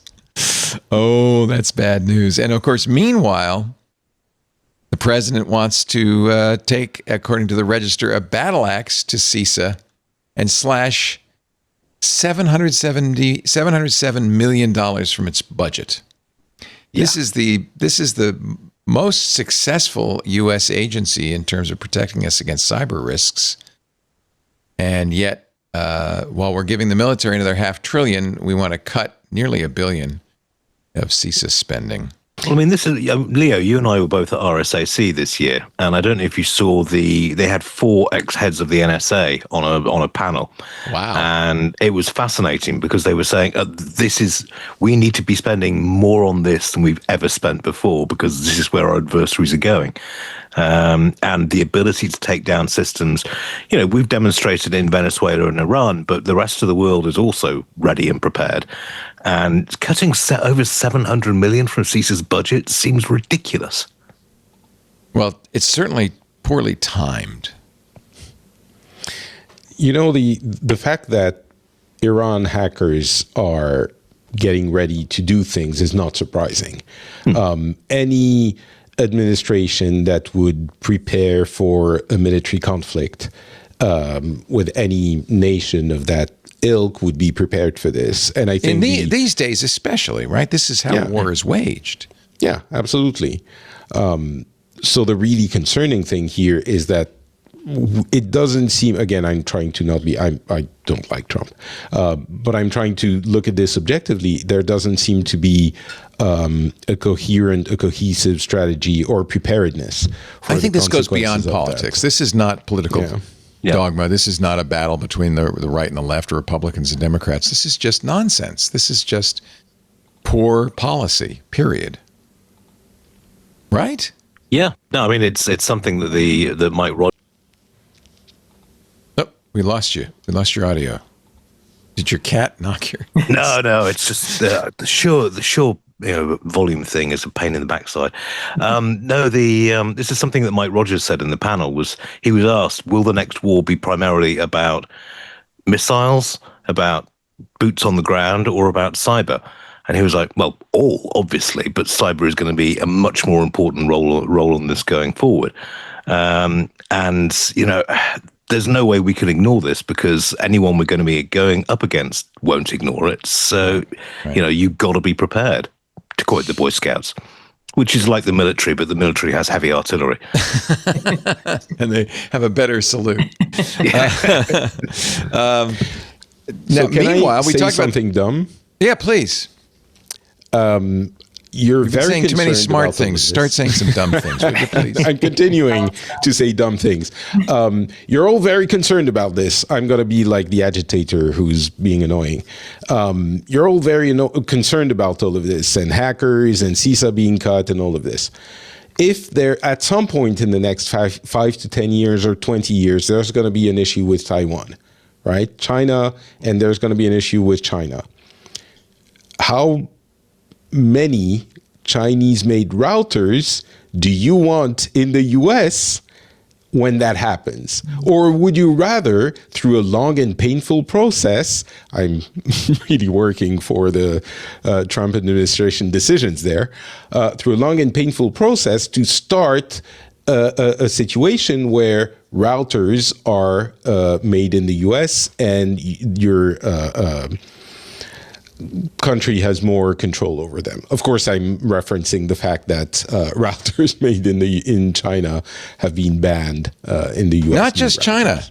Routers made Outside the anywhere US, yes. but the US have been banned. Even French routers are banned. Oh, that's that. Okay, that we have so many routers. No, but I mean, you see where I'm going there. Part of the issue is I don't think we have a lot of American. We don't have any. The only one that I Yet. know of that's made in America is guess what? Elon Musk's Starlink. That's the only router made in the U.S. Right? At this point, but you need to start somewhere. Well, we should start. Get going fast. By the way, this doesn't eliminate any router you've already purchased. You can continue to use it. Yeah. And we all know how long routers stay in operation. I mean, some of these things are 20 years old. When I was at RSAC, I went over to the Ubiquity booth because I thought I'd really like to. This had just gone down. The FCC's ban. And I went over to the Ubiquity booth. I said, well, does this impact you? And they said, we're not talking to the press. Go away. Always a good sign. Yeah. Go away. I've been surprised by what I think is not insignificant amount of American manufacturing in the tech sector happening since Trump has been forcing it.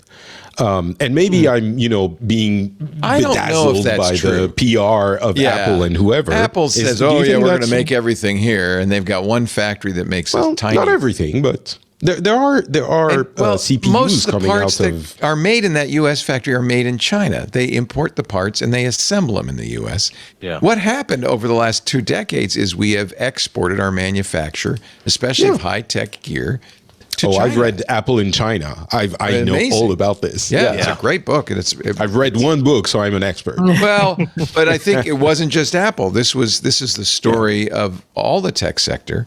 Yeah. China became and this was, by the way, Chinese government policy. They were very aggressive about supporting this. They wanted this business, and they became the manufacturer for the world. And the U.S. was supporting this as well on the governmental level because they thought China is going to open up and capitalism will do to China what it did to other countries. But okay, that's happened. But if you want to bring back manufacturing in the U.S., I remember who was it? Steve Jobs, who was talking to Obama, who was like, "Those jobs are gone; they're never coming back." And it does seem like you do have more CPUs coming out of American factories now. We're building TSMC fabs like crazy, yeah.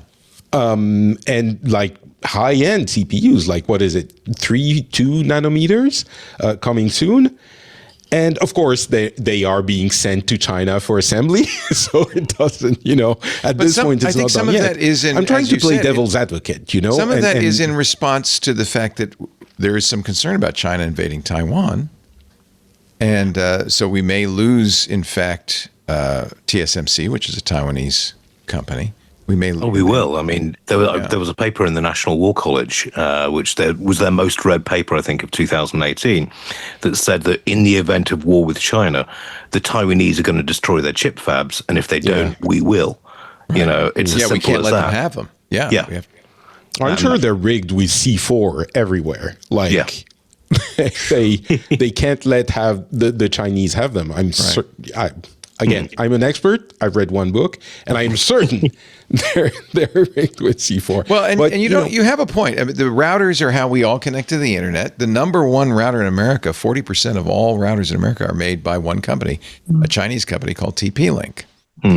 For years, Wirecutter recommended it as the best router that carried a lot of weight. A lot of people have TP-Link routers. They're made in China. I guess firmware updates come from the company in China, and in theory, a firmware update could be injected that was malware. And there'd be that would certainly be a vulnerability. I mean, I'm curious what the rest of the panel thinks about this. If China did start in making moves to invade Taiwan, And the Chinese responded by shutting down, for example, ATM networks in the US, or power networks, or water networks. Would the American public really give that much of a monkeys about Taiwan when they've got so many problems on their own plate? I personally think this is what the Chinese will be banking on. Well, and in fact, if you really want to leverage your hacking ability, you would do what China has done with Salt Typhoon. You would invade our telecommunications networks. You would invade our power grid. My personal home router is not the first thing you're going to hack. I mean, yeah, maybe you will. It might be a little bit farther down the list, though. And I don't know if we've done a whole lot. The U.S. telecommunications companies have said, yeah, we can't do anything about Salt Typhoon. We would have to rip and replace everything. The phone network would be down for a few days while we did that, they say. So they're not doing anything about it. So, But meanwhile, we've got to bear the brunt. Now, the good news is our audience is smart, and I bet you a third of you have already made your own routers. You could do it with a Raspberry Pi. You could do it with an old computer. You could do it with a NUC. It's simple enough. You could turn practically any computer into a router. There's open source Linux distributions that are designed to be routers. There's some very good ones like pfSense. It is a simple thing to do, and if you search online, here's one article from Noah Bailey, how to turn anything into a router. Well, you can't turn a potato into a router. Maybe you can. I don't know. Monica, is that you? Yeah. Monica? Uh-oh. Okay. Oh, we've lost Ian. He hasn't muted his mic. I'm sorry. I heard somebody moving around in the house, and my wife is supposed to be out at the moment. So, is it your wife, or do we need to arm you here? No. This is a Second Amendment house, but even so, I just heard people moving around. So, I have a walking stick with a big brass knob on it that I could bop a burglar with. But it's next to the front door, which probably means I'm more likely to get bopped than they are. I'm thinking. Yeah. Right. Lisa won't let me have a gun. She says, "What are you going to do with a gun?" I said, well, I'm pointing at a bad guy. She said, "They're going to take the gun and shoot you. You don't. This is not a good idea." On the other hand, you can hunt rabbit with a nice rifle, and rabbit is terrifically expensive over here, which I just don't understand. Nobody it's wants and they're it. everywhere. Rabbit? Yeah. What are you? You must be British. I was raised on rabbit. You use rabbit for bubble and squeak or something? One of your weird British... Rabbit and bacon stew. I mean, come on, Patrick, support me on this. Yes. No, I will. Like, there are very few things I will support a British person when it comes to food, but rabbits can be eaten. This is Easter, and you're talking about eating rabbits. That is Show me in the Bible where it says anything about rabbits and chocolate. Everybody knows eggs. in Easter you eat ham, okay? Come on. Oh, my God. Cassoulet is one of my favorite dishes, and I know that often has rabbit in it, so... There you go. Yeah. But Leo, for your break-ins, at least hopefully they don't happen, but you'll have your Meta Ray-Bans on, and then I will while I get bopped. Yes, I'll have a record. We will know who bopped you. I have. You'll be like, Meta, film this. Call the police. Call the police. We have so many cameras around the house that we will have a complete record of them coming and going. Oh, they will come in through the cat door. Maybe.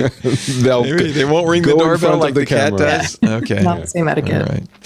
All right. Let's take a little break while you go out and buy a old computer to make your new router out of. I think this is, they talk about victory gardens, people planting gardens. There's all sorts of things people do in times of strife and war. But for us geeks, building our own router sounds like a good project. It's not hard. You can do it. Yeah, it's cool. I used to think that we were my parents' generation was the last one that would need their children's help to do tech things. It's the other way around.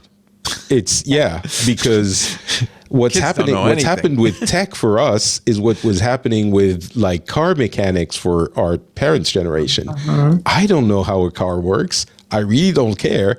And the kids today are the same with computers and stuff. So I don't know how many people are going to build their router. Build your own router. Probably not many. Start learning. Okay. When China invades Taiwan, you're going to need you know how to make your own router. Make your own router. It'll be too late though, right? Because they won't have access to the internet anymore. Oh yeah, that's true. That's the first Not thing they if- do. Your router's irrelevant. Not if we, only make and buy American-made routers. Okay, we're going to have victory gardens for routers. But Patrick, are we ramping up the big router manufacture? Is there any margin even in routers? Is there any? They did the same thing with drones, by the way. You can't buy foreign-made drones in the United States.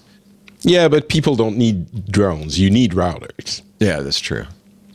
I don't know. I don't know that it's even, being voted in or put in place in good faith. Like maybe they just want to get Elon Musk's routers to, sell 300%. Everybody should have stuff. I don't know. But, there are things like, for example, something you might not know about. Europe is now kind of wary of Visa and MasterCard. We are switching over our payment systems from Visa and MasterCard to American among Express. others. Oh, wait a minute. No. Among others, France has CB, which is Carte Bleue, which is another name for, and we've had it. It's kind of like our aircraft carriers and our nuclear plants. Yeah. We've had it forever, and everyone was like, "What do you need CB for?" Most people didn't even know what it was, and like people in the government were like, "Don't we just trust us at some point." At We're some going to want point, that. Yeah. we're going to need it. So are let's people just now, have it is in that what's place. happening? Is Visa and MasterCard are going away? And people They're are not using going CB? away, but CB is actually, it's actually on every single credit card that we have. It has to have CB. So it's kind of foresight. a secondary financial transaction And system. now, yes, it's a payment system that is Right. handled by French entities. And now you can select on your, like Apple Pay, for example, you always could select either CB or Visa on, payments on internet services and stuff like that. I never knew what it was. I never knew the difference. Now I do. But even on Apple Pay, you can select for your credit card if you're going to go through Visa or MasterCard or whatever, or CB. And so if at some point, not even, Visa decides they don't like the French, but like the government, the US government says, Visa is an American company, American payment system. You cannot, do business with the French because they stink. Right. Well, we can just switch over to CB and we're fine. Cheese eaters. Yes. And so I like this because for a long time, Europe's been getting more and more like America. Like it's not, it's no different anymore. You got the McDonald's, you got your Kentucky Fried Chickens. So it's going back. Let's make Europe weird again. I think this is good. I think this is good. To be honest, get there, they don't have Coca-Cola. They have Africola. It's some weird. We have like all kinds of cola. We have like Brèche Cola in Brittany. See? We have This is like all good. kinds of. They I make would it with much apple rather. juice. Yeah. I would much rather we just traded with everyone and It's a didn't better have to world where worry we all about, cooperate. about all of this, Is and didn't Minitel have still to operational? increase military spending everywhere. Yeah, it would be I agree. because at some point someone is gonna want to do something with it. But, It'd be nice, as the bumper sticker said, if schools had all the funding we need and the military had to have bake sales. Yeah. I mean, Patrick, is Minitel still operational? Just talking about backups for the internet. they gave up on that. No, I don't think. I think Somebody it got brought me a Minitel decommissioned. terminal, by the way. I wish I still had it. Oh, Minitel was cool. amazing. It Yeah. it brought communicate. We have to explain what it is now. The French don't we? government Or do you wanted to wanna go replace your phone ad? books with a digital tool. And this is before there was AOL. I mean, this is way, way back. It was like in the mid 80s, and it wasn't just a phone book. It actually had the infrastructure for like online services. It was inspired by what was happening on BBSs and stuff like that. Right. And they had a great design idea, like design not just the device, but the entire service at the French Post and Telecom company at the time. And so they designed this terminal, which had kind of an integrated keyboard and a screen, and would connect through a low speed modem to your network. It would use up your phone line, just like modems did at the time. It was and there was video an text. was the interface. Yeah. And so you would connect to, there were different phone numbers. There were different models. One of them had a collapsible keyboard, and you would connect to different services. There were different numbers which had different kinds of prices, and then you would log into you would connect to a specific service. There was a lot of chat services happening. Some of them, not for children. Did everyone have one? Was this like in every home? Many people. Yeah. It was a very widely successful. Like it was. Imagine 84. It started 85, maybe around that time. The first Minitel was at 82. It says on Wikipedia. Yeah. I'm sure it got popular a little bit later than that, but it was predates Prodigy. I mean, this was like Prodigy, but it was everybody had it. It was really amazing, and of course, it was like the young people like us, which would get make our parents crazy because it was very expensive, to connect, and we'd use up the phone line, and it was like a place to meet people who would watch the same anime that we did or play video games. It was amazing. Maman, are the je suis utilisé le téléphone. Arrête. Maman, raccroche. Ça suffit. So the people who learned how to type on this thing, did they get all mad when we switched to QWERTY? No. France still has a ZERTY. That's the French keyboard. Yeah, we still have a ZERTY, yeah. Oh, really? That's the French keyboard. I know, it looks a little weird, doesn't it? I know, I mean... Albert, you were at Mobile World Congress, which used to be 3GSM down in Cannes, and the press room was equipped with French keyboards, and everyone other than French journalists got in there and was just like,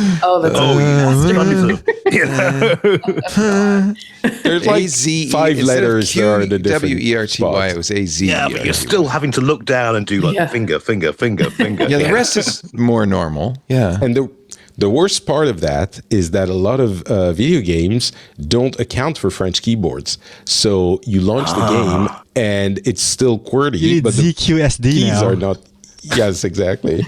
Crazy. And the numbers are upside down too. Oh yeah, 1, 2, 3, 4, 5, 6, 7, 8, 9. Oh, fascinating. It's like a phone. It's like a phone on this one. Yeah, I think maybe that was only the Minitel. Maybe the number pad is. But I think every computer should still have an envoi keyboard.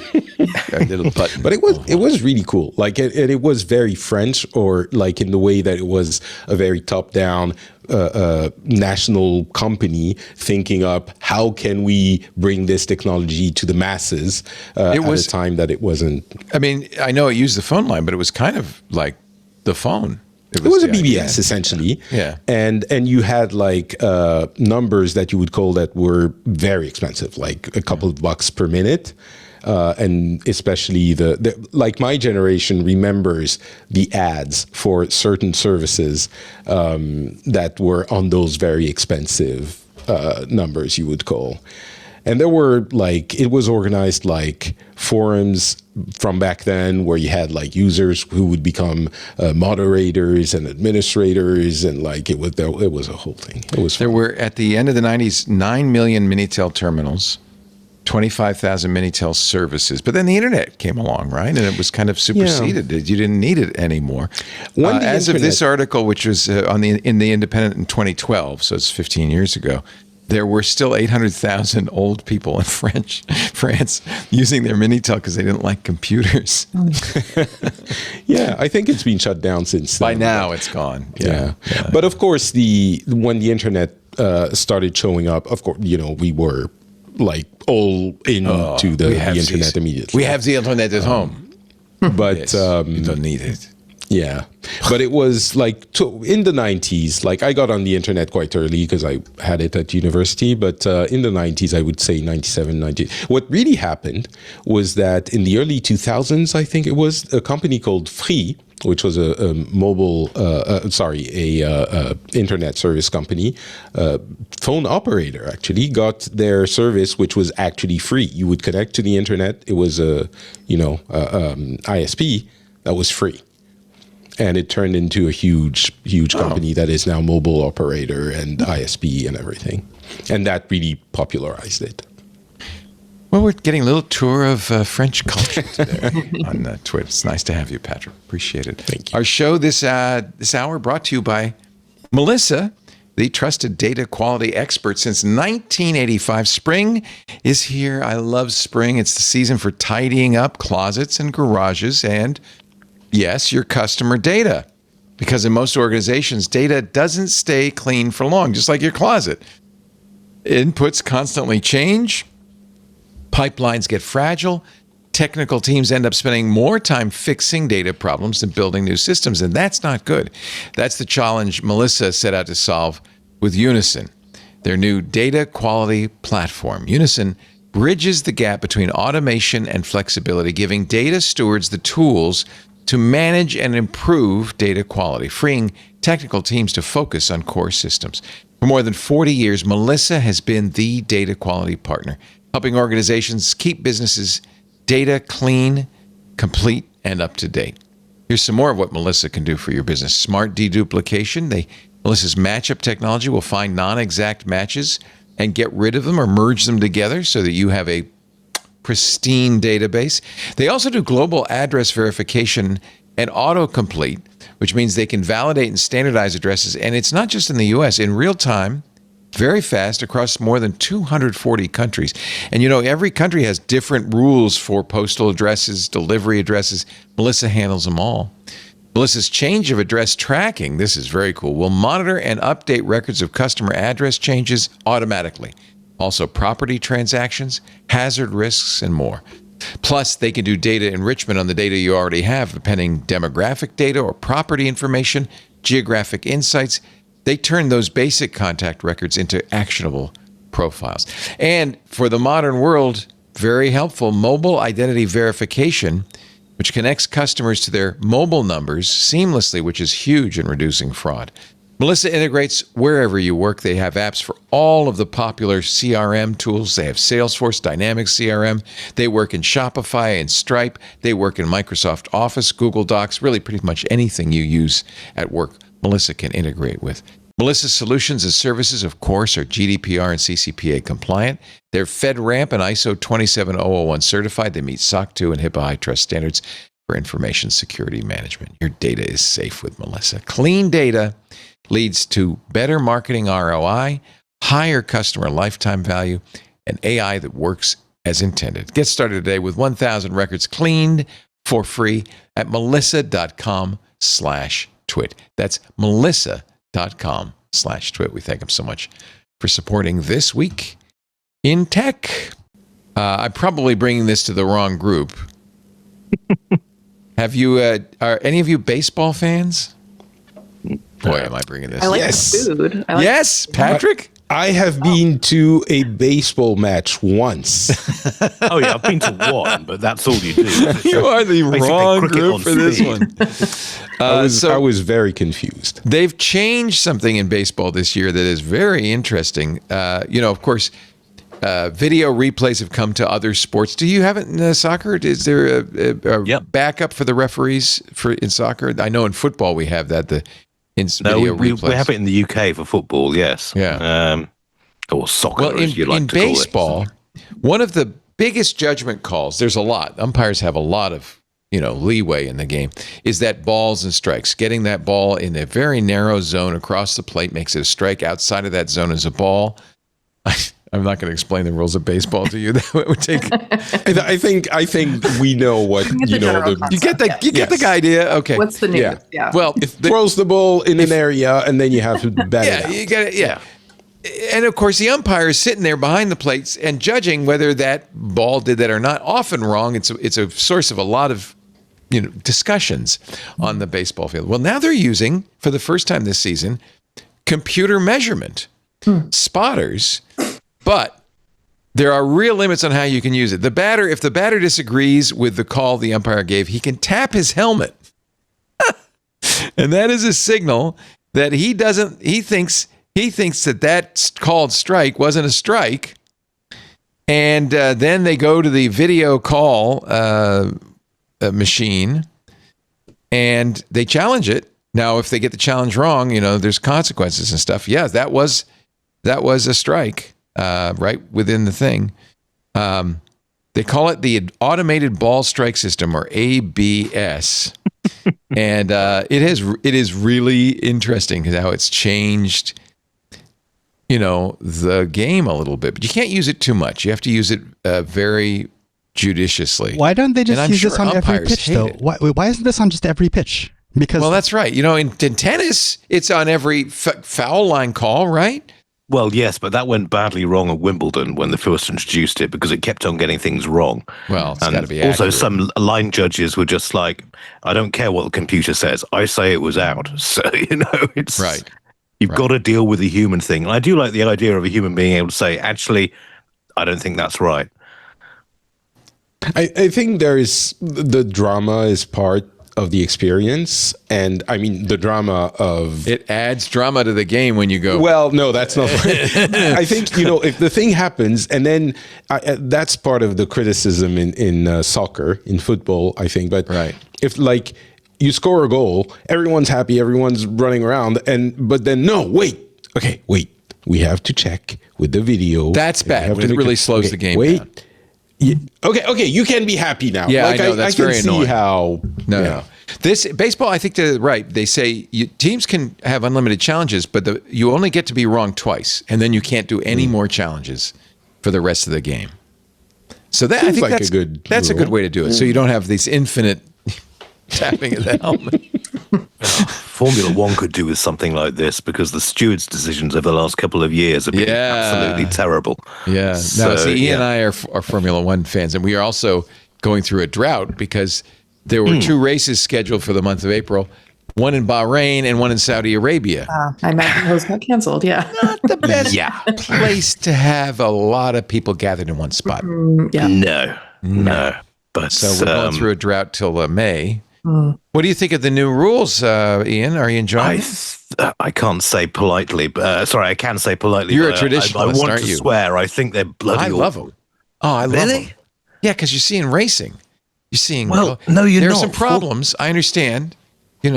Formula One is foot to the floor racing, not going slow to recharge your battery and then get a Mario Kart boost at the end of it. Ollie Behrman nearly slammed into the back of another car at the last race. Yeah, that was because he was traveling 50 miles an hour faster than the car in front because he'd used his magic mushroom boost. And that sounds interesting. That sounds interesting. All of a sudden, I'm like, and there's going to be a banana button. What's happening? It's going to be great. I can't wait. It's going to change. Well, Max Verstappen has officially been asked, apparently, to stop referring it to as Mario Mushroom mode. But they're going to have to make some changes before Miami because it's dangerous on the track. That's the real problem. Yeah. But big also differentials of speed are not good in a race. It's Formula One. It's car racing. It's supposed to be foot to the floor, balls to the wall, and get out there and go as fast as you possibly can. Point. Not super. I mean, the Formula One Association made a huge mistake when they put out on social media Kimi's fastest lap from the last race. And apparently, the camera died while he was recharging his battery. And it was just like, well, we've just checked his feed and it definitely didn't. So, sorry, I'm Formula One nuts. So, yeah, I shouldn't have brought it up. How do you feel about baseball, though? Cricket on steroids. Yes. Colorado lawmakers passed a right to repair, a landmark right to repair law. In fact, many states are now working on right to repair, but there is tech companies are not too happy about this, which is strange. You would think they would like the notion of right to repair. You would think. Yeah. You won't buy a new one, though. Yeah. I mean, so there's a new bill in Colorado, the Exempt Critical Infrastructure from Right to Repair bill, which would modify the right to repair bill, which was passed 2 years ago and went into effect January of this year. Cisco and IBM support this exemption. And by the way, Cisco makes routers as well as other equipment. They cite cybersecurity concerns, saying that giving people access to tools and systems they would need to repair a device could also enable bad guys to use those methods for nefarious means. Well, I interviewed Cory Doctorow about this, and he was like, they're saying any router is therefore a national security piece because it could possibly be used by the military.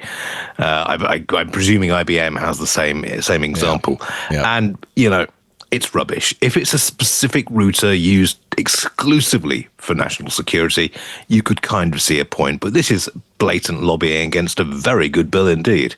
And it's basically big tech who I think you're right. They just want you to have to go to them and give them an exorbitant amount of money.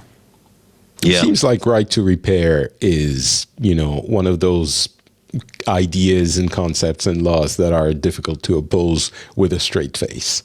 And yet, couldn't agree more. Yeah. Those guys in the I think the lawyers are being paid very, very much to. It sounds like one keep of the their most straight face American things them. to be able to fix your own stuff. Yeah. It's fundamental. So true. You own it, you should be able to fix it. It also kind of runs counter to like the whole sustainability measure that companies always talk about. They spend at least 10 minutes of every keynote talking about how sustainable they are, and yet you can't easily repair the device that you've bought. I don't know. It's just I mean, even when Apple introduced their repair kits, they were phenomenally difficult to use, very expensive, and it's also a security risk. I think CNET's covered this, but also other publications. At one point, farmers in the US were downloading Ukrainian control software. Well, they had to, right? Yeah. So they could do their combine repairs. harvesters, which is just bonkers. Yeah. It's like just for one sensor going out, which measures the height of the combine harvester, they had to wait for a week or so for somebody to turn up and fix it, which at crop harvesting time is catastrophic in some regards. So it makes perfect sense that people should be able to repair their own kit, but there's money to be made, and this is America, so let's stall this as long as possible. Yeah.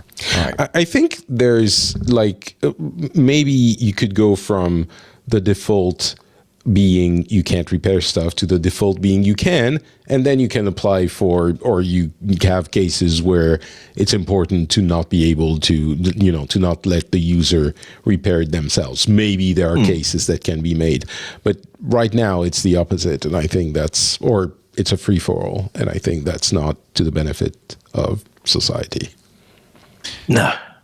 No, I mean, it's kind of like with cars. If you've got one of these plugs, the data ports for your cars, I bought one online, and it's really interesting going in there and just seeing what's going on in your engine. I'm not going to suggest that I would even try to repair it, because I know I'd brick our car in a second. But it's nice to be able to talk with the mechanic and say, yeah, we've got this fault, this fault, this fault. Gets everything done so much faster. Let's take one last break, and then a potpourri, a grab bag of stories that I couldn't figure out how to put them under a single heading. How about that? Ian Thompson, Abrar Al-Hiti, Patrick Beja, great to have all three of you. Great to have you watching, especially our club members. Thank you for your support. We appreciate it. Makes a big difference. If you're not a club member and you don't want ads, there's an easy way to do it. Go to twit.tv/clubtwit, join the club, get ad-free versions of all our shows, plus access to the Discord and all the special programming we do in the Club Twit Discord, like this Friday, our AI user group. We have some really good stuff going on in that AI user group. People in the club who are using AI in very interesting ways, very smart people. If you're interested, we would love to see you this Friday for our AI user group. And if you're not a member of the club, join twit.tv/clubtwit. This episode of This Week in Tech is brought to you by our sponsor, ExpressVPN. A few decades ago, private citizens used to be private, right? What's changed? The internet. Think about everything you've browsed, searched, watched, or tweeted. Now imagine all that data being crawled, collected, and aggregated by data brokers into a permanent public record, your record. Having your private life exposed for others to see was once something only celebrities worried about, but in an era where everyone's online, everyone's a public figure. I keep my data private when I go online by using ExpressVPN. In fact, when I travel, it's great because I can catch the F1 race or the football game no matter where I am. Everyone needs ExpressVPN. It's one of the easiest ways for data brokers to track you is through your device's unique IP address, which also reveals information about your location. With ExpressVPN, your IP address is hidden. That makes it much more difficult for data brokers to monitor, track, and monetize your private online activity. ExpressVPN is the best VPN. I love ExpressVPN. It's the only one I use because it encrypts 100% of your network traffic to keep your data safe from hackers when you're on public Wi-Fi. ExpressVPN also works everywhere you work on all your devices, phone, laptop, tablet, even on your router. One button, turn it on, you're protected. It's that easy. Optional dedicated IP service engineered with innovative zero-knowledge design. Not even ExpressVPN can trace an IP address back to the user. Secure your online data today. Visit expressvpn.com/twit. It's expressvpn.com/twit. Find out how you can get up to 4 extra months. expressvpn.com/twit. I'm excited about this. I use Starlink because it really was the only option. In fact, I just got a little mini I'm hoping I can use on our vacation coming up. Well, Amazon's got a competing service named after me, which makes me really want to use. It's called Leo. Okay, it's not named after me. It stands for low Earth orbit, I think. But anyway, the Leo service, Amazon's apparently thinking about buying Globalstar to enhance their satellite service. And starting in a couple of years, they're going to be putting it on Delta's airplanes. Starlink is used on a lot of airlines right now. But I will actually try to fly Delta to use it. Now, it's not till 2028. 500 Delta aircraft. Be very interesting to see if Amazon can create a competitor for Starlink. That would be good for everybody. Keep the prices down. Competition is always good. Yeah. Plus, also, Delta is now apparently introducing lie flat seats in economy, which is just like... No, I think it's United. Yeah. Oh, that's United. Yeah, they've got a little... But you know what? The picture they showed it's is of two very short people. I wondered about One of the club things we do is with travel guru Johnny Jett, and he's actually seen it. And we looked at the picture. And the thing is, you know how wide a 3-seat across economy row wide is, right? enough, yeah. If you thought you could lie down across that, and you can, then you're in luck. Because what they're going to do is have a little fold-out thing that makes the seat. You know about this, Abrar. Did you go to the event? Did you see it? No, I didn't go to the event, but I am United is the plane that I always fly, or the airline that I was. Would fly you with. pay extra because you have to buy the whole row for this? You have to buy the whole row, which makes me wonder how expensive would it be. But was it 3 seats or was it 4 seats? I feel like in my mind I thought it was 4, but I could be wrong because I can definitely lie down on a 4-seat, and I've done 4-seat. I could lie when I get lucky. Yeah, and nobody's sitting next to me. I had one on an international flight, and it was fantastic. I don't want to know about you getting lucky in an airplane, but that's another. I could sleep very well. Let's see. It looks like 3 seats. Is it 3? Here's from Johnny Jett's. Changes it. And you see they have a little thing that folds up, but then the picture of people in it, it's a little deceptive because, well, the mom is all curled up and the child fits very nicely. Right, it is 3 seats. See, that's different. Yeah. That's not great. And United says it's for families traveling with small children, short solo travelers. But this is the one that gets me. Couples who want the value of United Economy.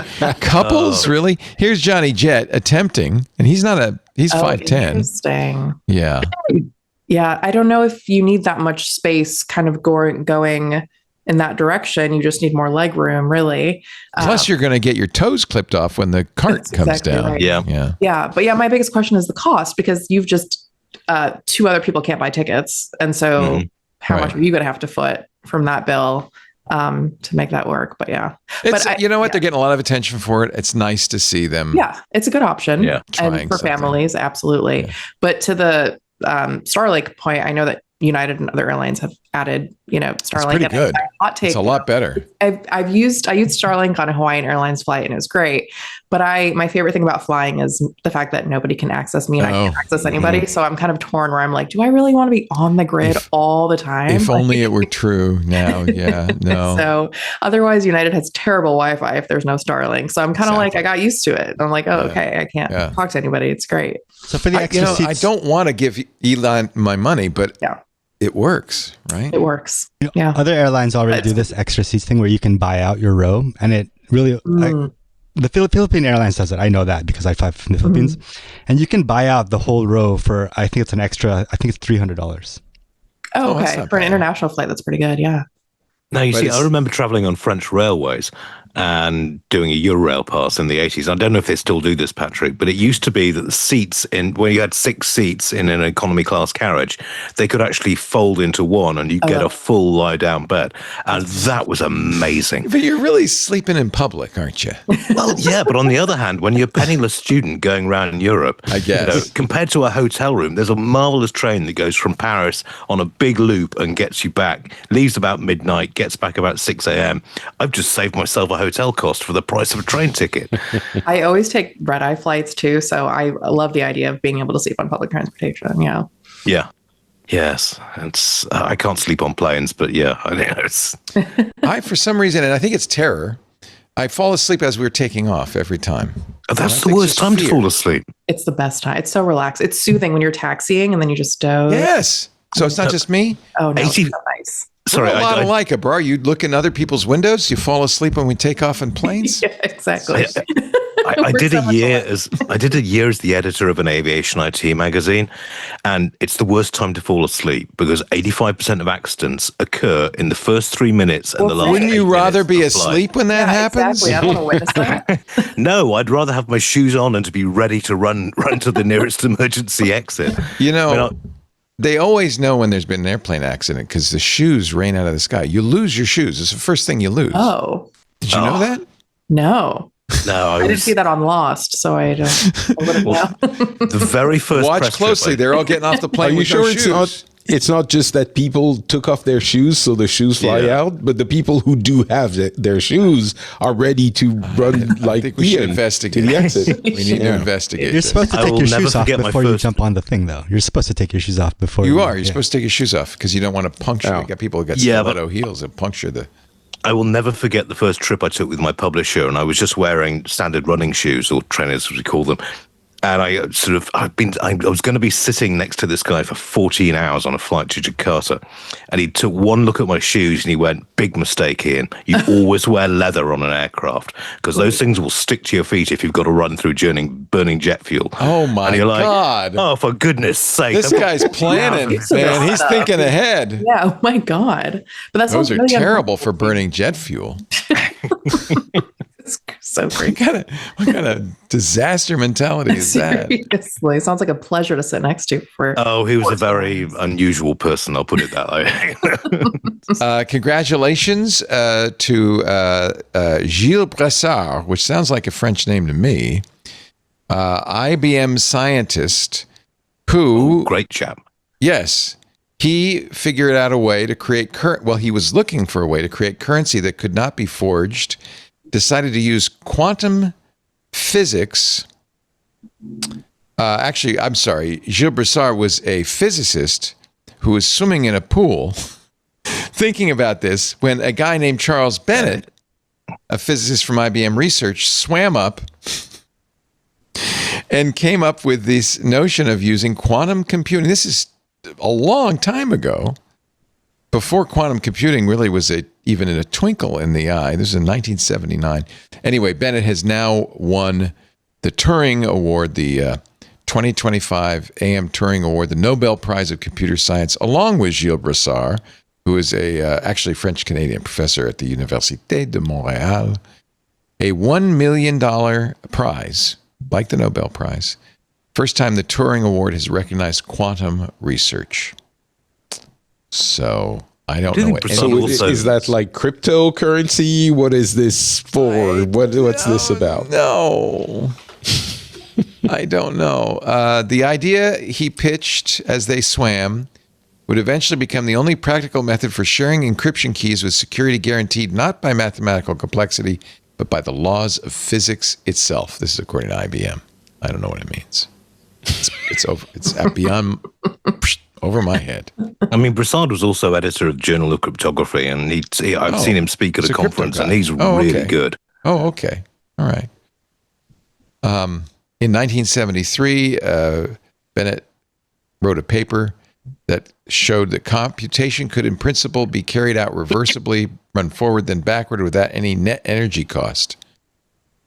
I don't know what that means either. Why not? Anyway, congratulations. I mean, we have to report it. I don't know what it means. We have to report it. New York Times says there is now something called Chromebook remorse.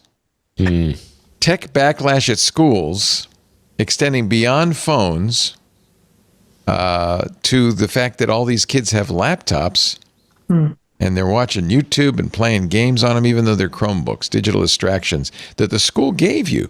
They talk about a Kansas middle school that asked all 480 students to return their Chromebooks. The school keeps the laptops in carts parked in classrooms. The children take notes by hand, and the laptops are only pulled out when there are specific activities from the teacher. Like this comes back to like that problem of how much do you have to keep things away from people, or how much do you allow them to use these tools that have become indispensable? Everything should be kept away from kids in middle school. There's no good. Especially school lunches. Everything. Yeah, right. Food fight, right? Everything. Nothing. They should not be allowed anything.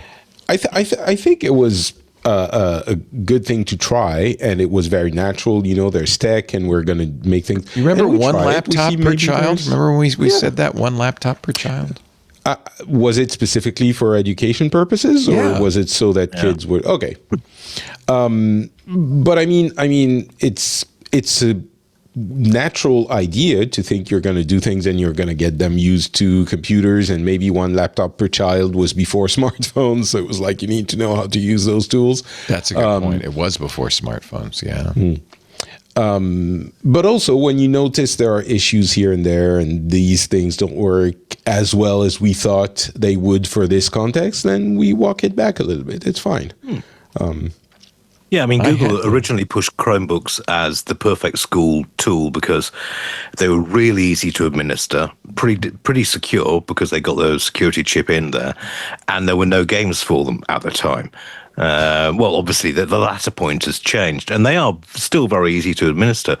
But there's been a lot of interesting research that children or anyone, in fact, who's learning something, if you actually physically write it down, it stays in the memory a lot longer than if you just type it into a keyboard or look it up on the internet. Yeah, that makes sense. I felt that even in college. Like, even as I was taking notes on my laptop, I was like, I feel like I'm not retaining information the same way that I did when I was in middle and high school taking notes by hand.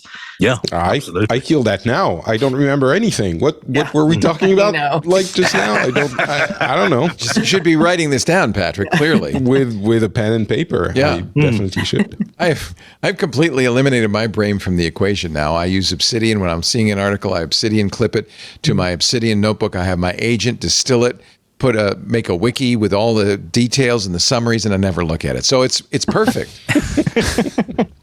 I have a complete knowledge system that I never have to touch.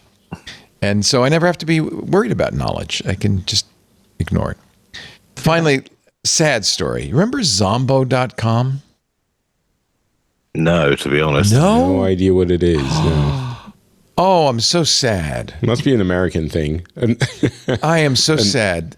So it was a early website that was just kind of flash, and it just, God, I don't know how to describe it. It was a joke. It would say Zombo.com, when anything is possible. Zombo.com. And it would just go on and on and on and dancing around. Well, it got this. I know, Jammer B, you're right. How can anybody forget Zombo.com? Anyway, the domain got hacked. And hacked or sold? Hacked. And then the hackers didn't do anything with it, so it reverted. And this guy bought it on GoDaddy.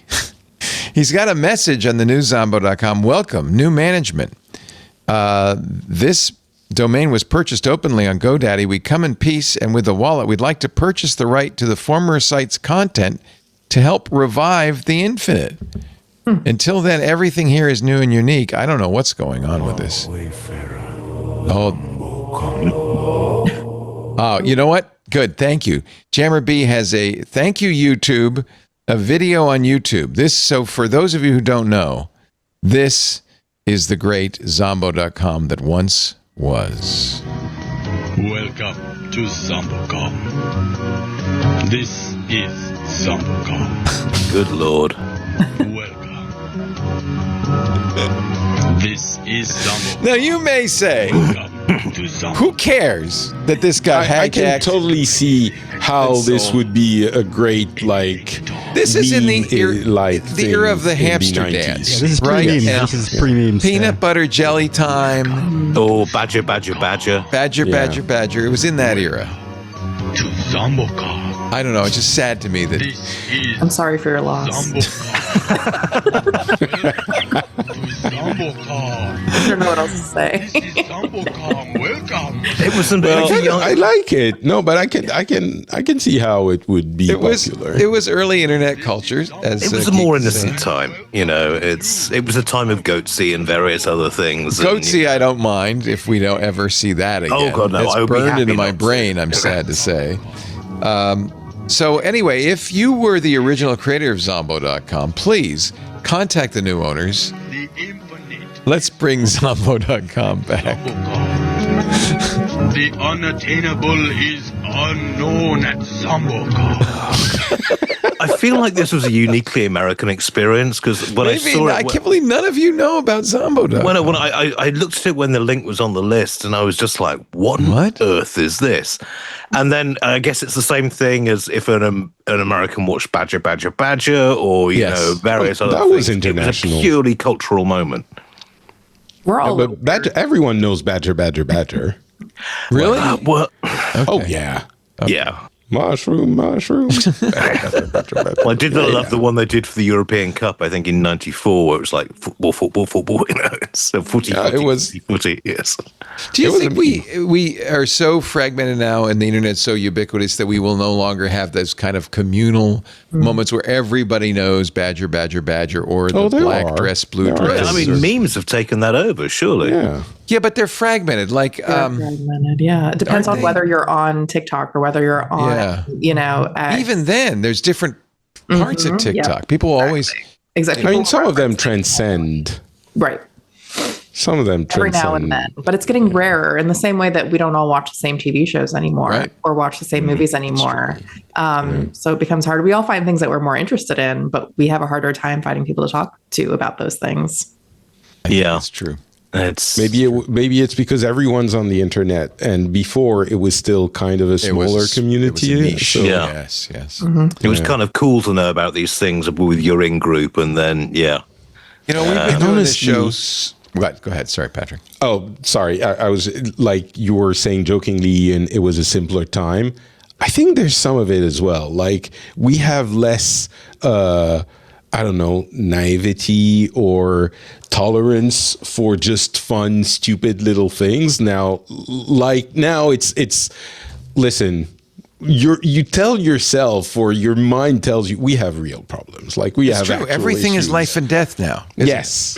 Yeah. But the other piece of that is, yes, and whenever somebody posts anything, there's always going to be all these really bitter, negative people in the Yes. comments. So that's the other Yes. problem is like they make false problems about things that don't actually matter. Where like somebody can't even post a home renovation without being dragged on Instagram. Oh. Everybody's so miserable. Where it's Absolutely. like, why can we not just have whimsy and joy and laugh about things anymore? That's true. You know, Everybody's mad about everything. I heard it's a little bit more local version of what you're saying, but I was watching a video of Alana Pierce, who's a video game content creator. She used to work at Santa Monica, which is a Sony-owned studio that made God of War, among other things. And she was talking about something about an old God of War movie, and she mentioned that some people were expressing a specific opinion about that controversy-ish topic. And she said, you know, I've quit Twitter for like a couple of years. And there are some things that some people tell me that are issues or problems, and I have never heard anyone express that opinion. Ever. Like, it's not a real opinion. Yep. Yeah. It is a Twitter thing. Yeah. And people go on Twitter and get really mad and think that it represents anything. Yep. But if you're not specifically on Twitter, it is not a real problem. You know, and it really spoke to me because I've been in that like maelstrom. It's a Twitter of- thing. You just wouldn't understand. Yes. yeah. I mean, we've had the same problem this week with the great Marmalade scandal in the UK. Tell me more. Is Paddington Bear Yeah, involved? no, I'm Like, interested in- what do you- Well, I mean, it's basically. Well, I'm glad we finally got to the most important story of the day. Thank Why did we God. bury It's only the been 3 lead? hours. Yeah. Well, no, I mean, a story went out at the start of the week that the UK was going to have to change the name of Marmalade to Citrus Marmalade in order to comply with EU regulations. No. And, well, it came from Reform UK, which is our up-and-coming and hopefully dying political party, and it turned out to be complete bollocks.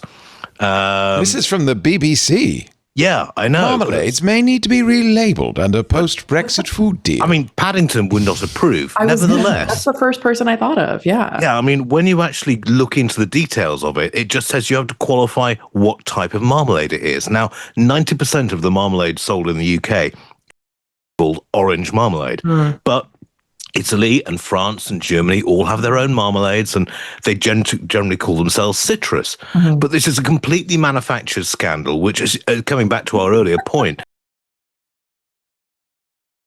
out for no good reason whatsoever. And, you know, sometimes Tim Berners-Lee must have wanted to cut his fingers off watching some of this stuff. You know? Apparently, in Italy and Spain, sometimes they make their marmalada or marmalata with figs, shockingly enough. So it's important that you understand, if it's made of bitter Seville oranges, that it is orange marmalade. So wait, the whole thing was that there was some regulation that said you have to say what's in the thing?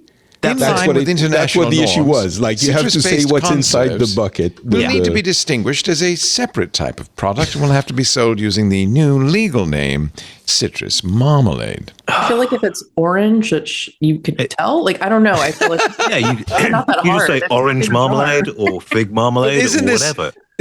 Isn't the subtext of this? This is why we left the EU. Oh, that's absolutely. the subtext, right? Yes, absolutely. Yeah. You see these nutty EU people making us. Don't get me started on Brexit. I mean, I can rant on this for hours, but, you know, greatest act of self-harm and whatever. But, you know, it's just it comes back to the whole, you know, outrage is the thing that sells. It's outrage. And marmalade is a very British thing, and it's got a lot of coverage, and then it turns out 4 days later or a couple of days later, it really wasn't a big thing at all.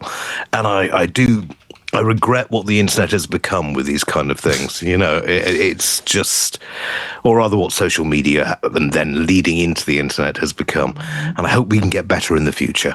Well, I'm just glad that you brought this up at the end of the show, because now I have a name for the show, the Great British Marmalade Scandal.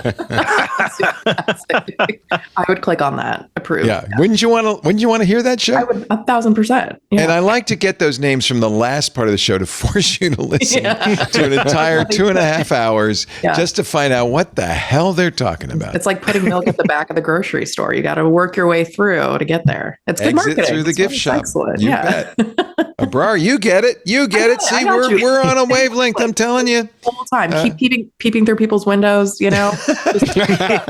Great. You'll find Brar's great work at CNET, where she's a senior technology reporter, and of course here on Tech News Weekly, and whenever we can get her on Twitter too. Thank you so much for being here, Brar. Thank you. I appreciate you. Yep, absolutely. Ian Thompson, of course, you must subscribe to, what do you call it? The View from the Valley. Yeah, View from the Valley. Yes, on Techfinitive. So if I go to techfinitive.com, I should be able to find it there, yes? Yeah.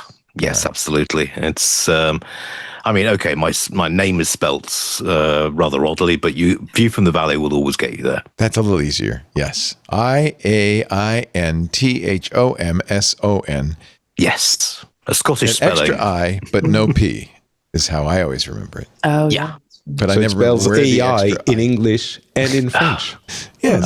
Yes. It's although we get Lane a lot over here, and I've never met an American. Well, I could be an L. It could be an L. It doesn't. We don't know. I miss serif. You know. I know you need serifs. You need something. Yeah. You need something. Thank you, Ian. Great to see you. Always fun. And Patrick Bejaz, thank you for being the contrarian that you are sometimes, and it's always appreciated. I try my best. I am glad to make have things you on. Spicy. Staying up late, no less. You'll find his French and English podcasts. He's brought back the Affiliates Club at notpatrick.com and Le Rendezvous Tech, if you like the French stuff. Thank you, Patrick. Great to see you. Thanks for Since 2009. Me. I was going to actually, Ian, figure out when your first show was. I think it was 2010, but I'd have to check. Let's see. It's fantastic. I looked like the picture doesn't, I lied. Well, we were audio, I think, in the maybe in the early. I know Patrick's first show was audio only. Oh, right. No, I came up to the studio for the first time, but How do you spell your name again? I-N. Thank you, Leo. Just been on the Lane, show that's it, Lane. That's it. Let me see if I can. Oh, look at you, young man, you. Holy we really need to, Oh, wow. we really need to change that picture. 'cause Holy no, don't change a thing. There are 11 pages of Ian on nice. here. Holy cow. And that great. first one was Tech News Tonight from 2014. Nice. Oh, 24, as late as that, right. Yeah. So Patrick wins the prize for this one. Okay. Yeah. Yay. Your first Twit appearance was 493 on January 18th, 2015. And that was video. You were there with... Up in the brick house. Yeah. That was... Looks like Veronica Belmont and that other guy looks so familiar. Is that Ben Thompson? It is Ben Thompson. It is, yeah. It's Serenity Caldwell and Ben Thompson, yeah. And some strange guy in a hat. Thank you so much, you guys. It's great to have you. We do Twit every Sunday afternoon, 2 to 5 Pacific, 5 to 8 Eastern, 2100 UTC. You can watch us live as we stream the show, YouTube, Twitch, X.com, Facebook, LinkedIn, and Kick. And, of course, if you're in the club, you get behind the velvet rope access in the Club Twit Discord. After the fact, get the shows at twit.tv or wherever you get your podcasts. There's a YouTube channel, too, dedicated to the video. There's audio and video of every show. Please subscribe, though. We'd love to have you back on a regular basis. And now, as I have been saying for 20 long years, thanks for joining us. We'll see you next time. Another Twit is in the can. Bye-bye. Hey there, it's Leo Laporte, host of so many shows on the Twit network, thinking about advertising in 2026. We host a network of the most trusted shows in tech, each featuring authentic post-read ads delivered by Micah Sargent, my co-host, and of course me. Our listeners don't just hear our ads, they really believe in them because we've established a relationship with them. They trust us. According to Twit fans, they've purchased several items advertised on the Twit network because they trust our team's expertise in the latest technology. If Twit supports it, they know they can trust it. In fact, 88% of our audience has made a purchase because of a Twit ad. Over 90% help make IT and tech buying decisions at their companies. These are the people you want to talk to.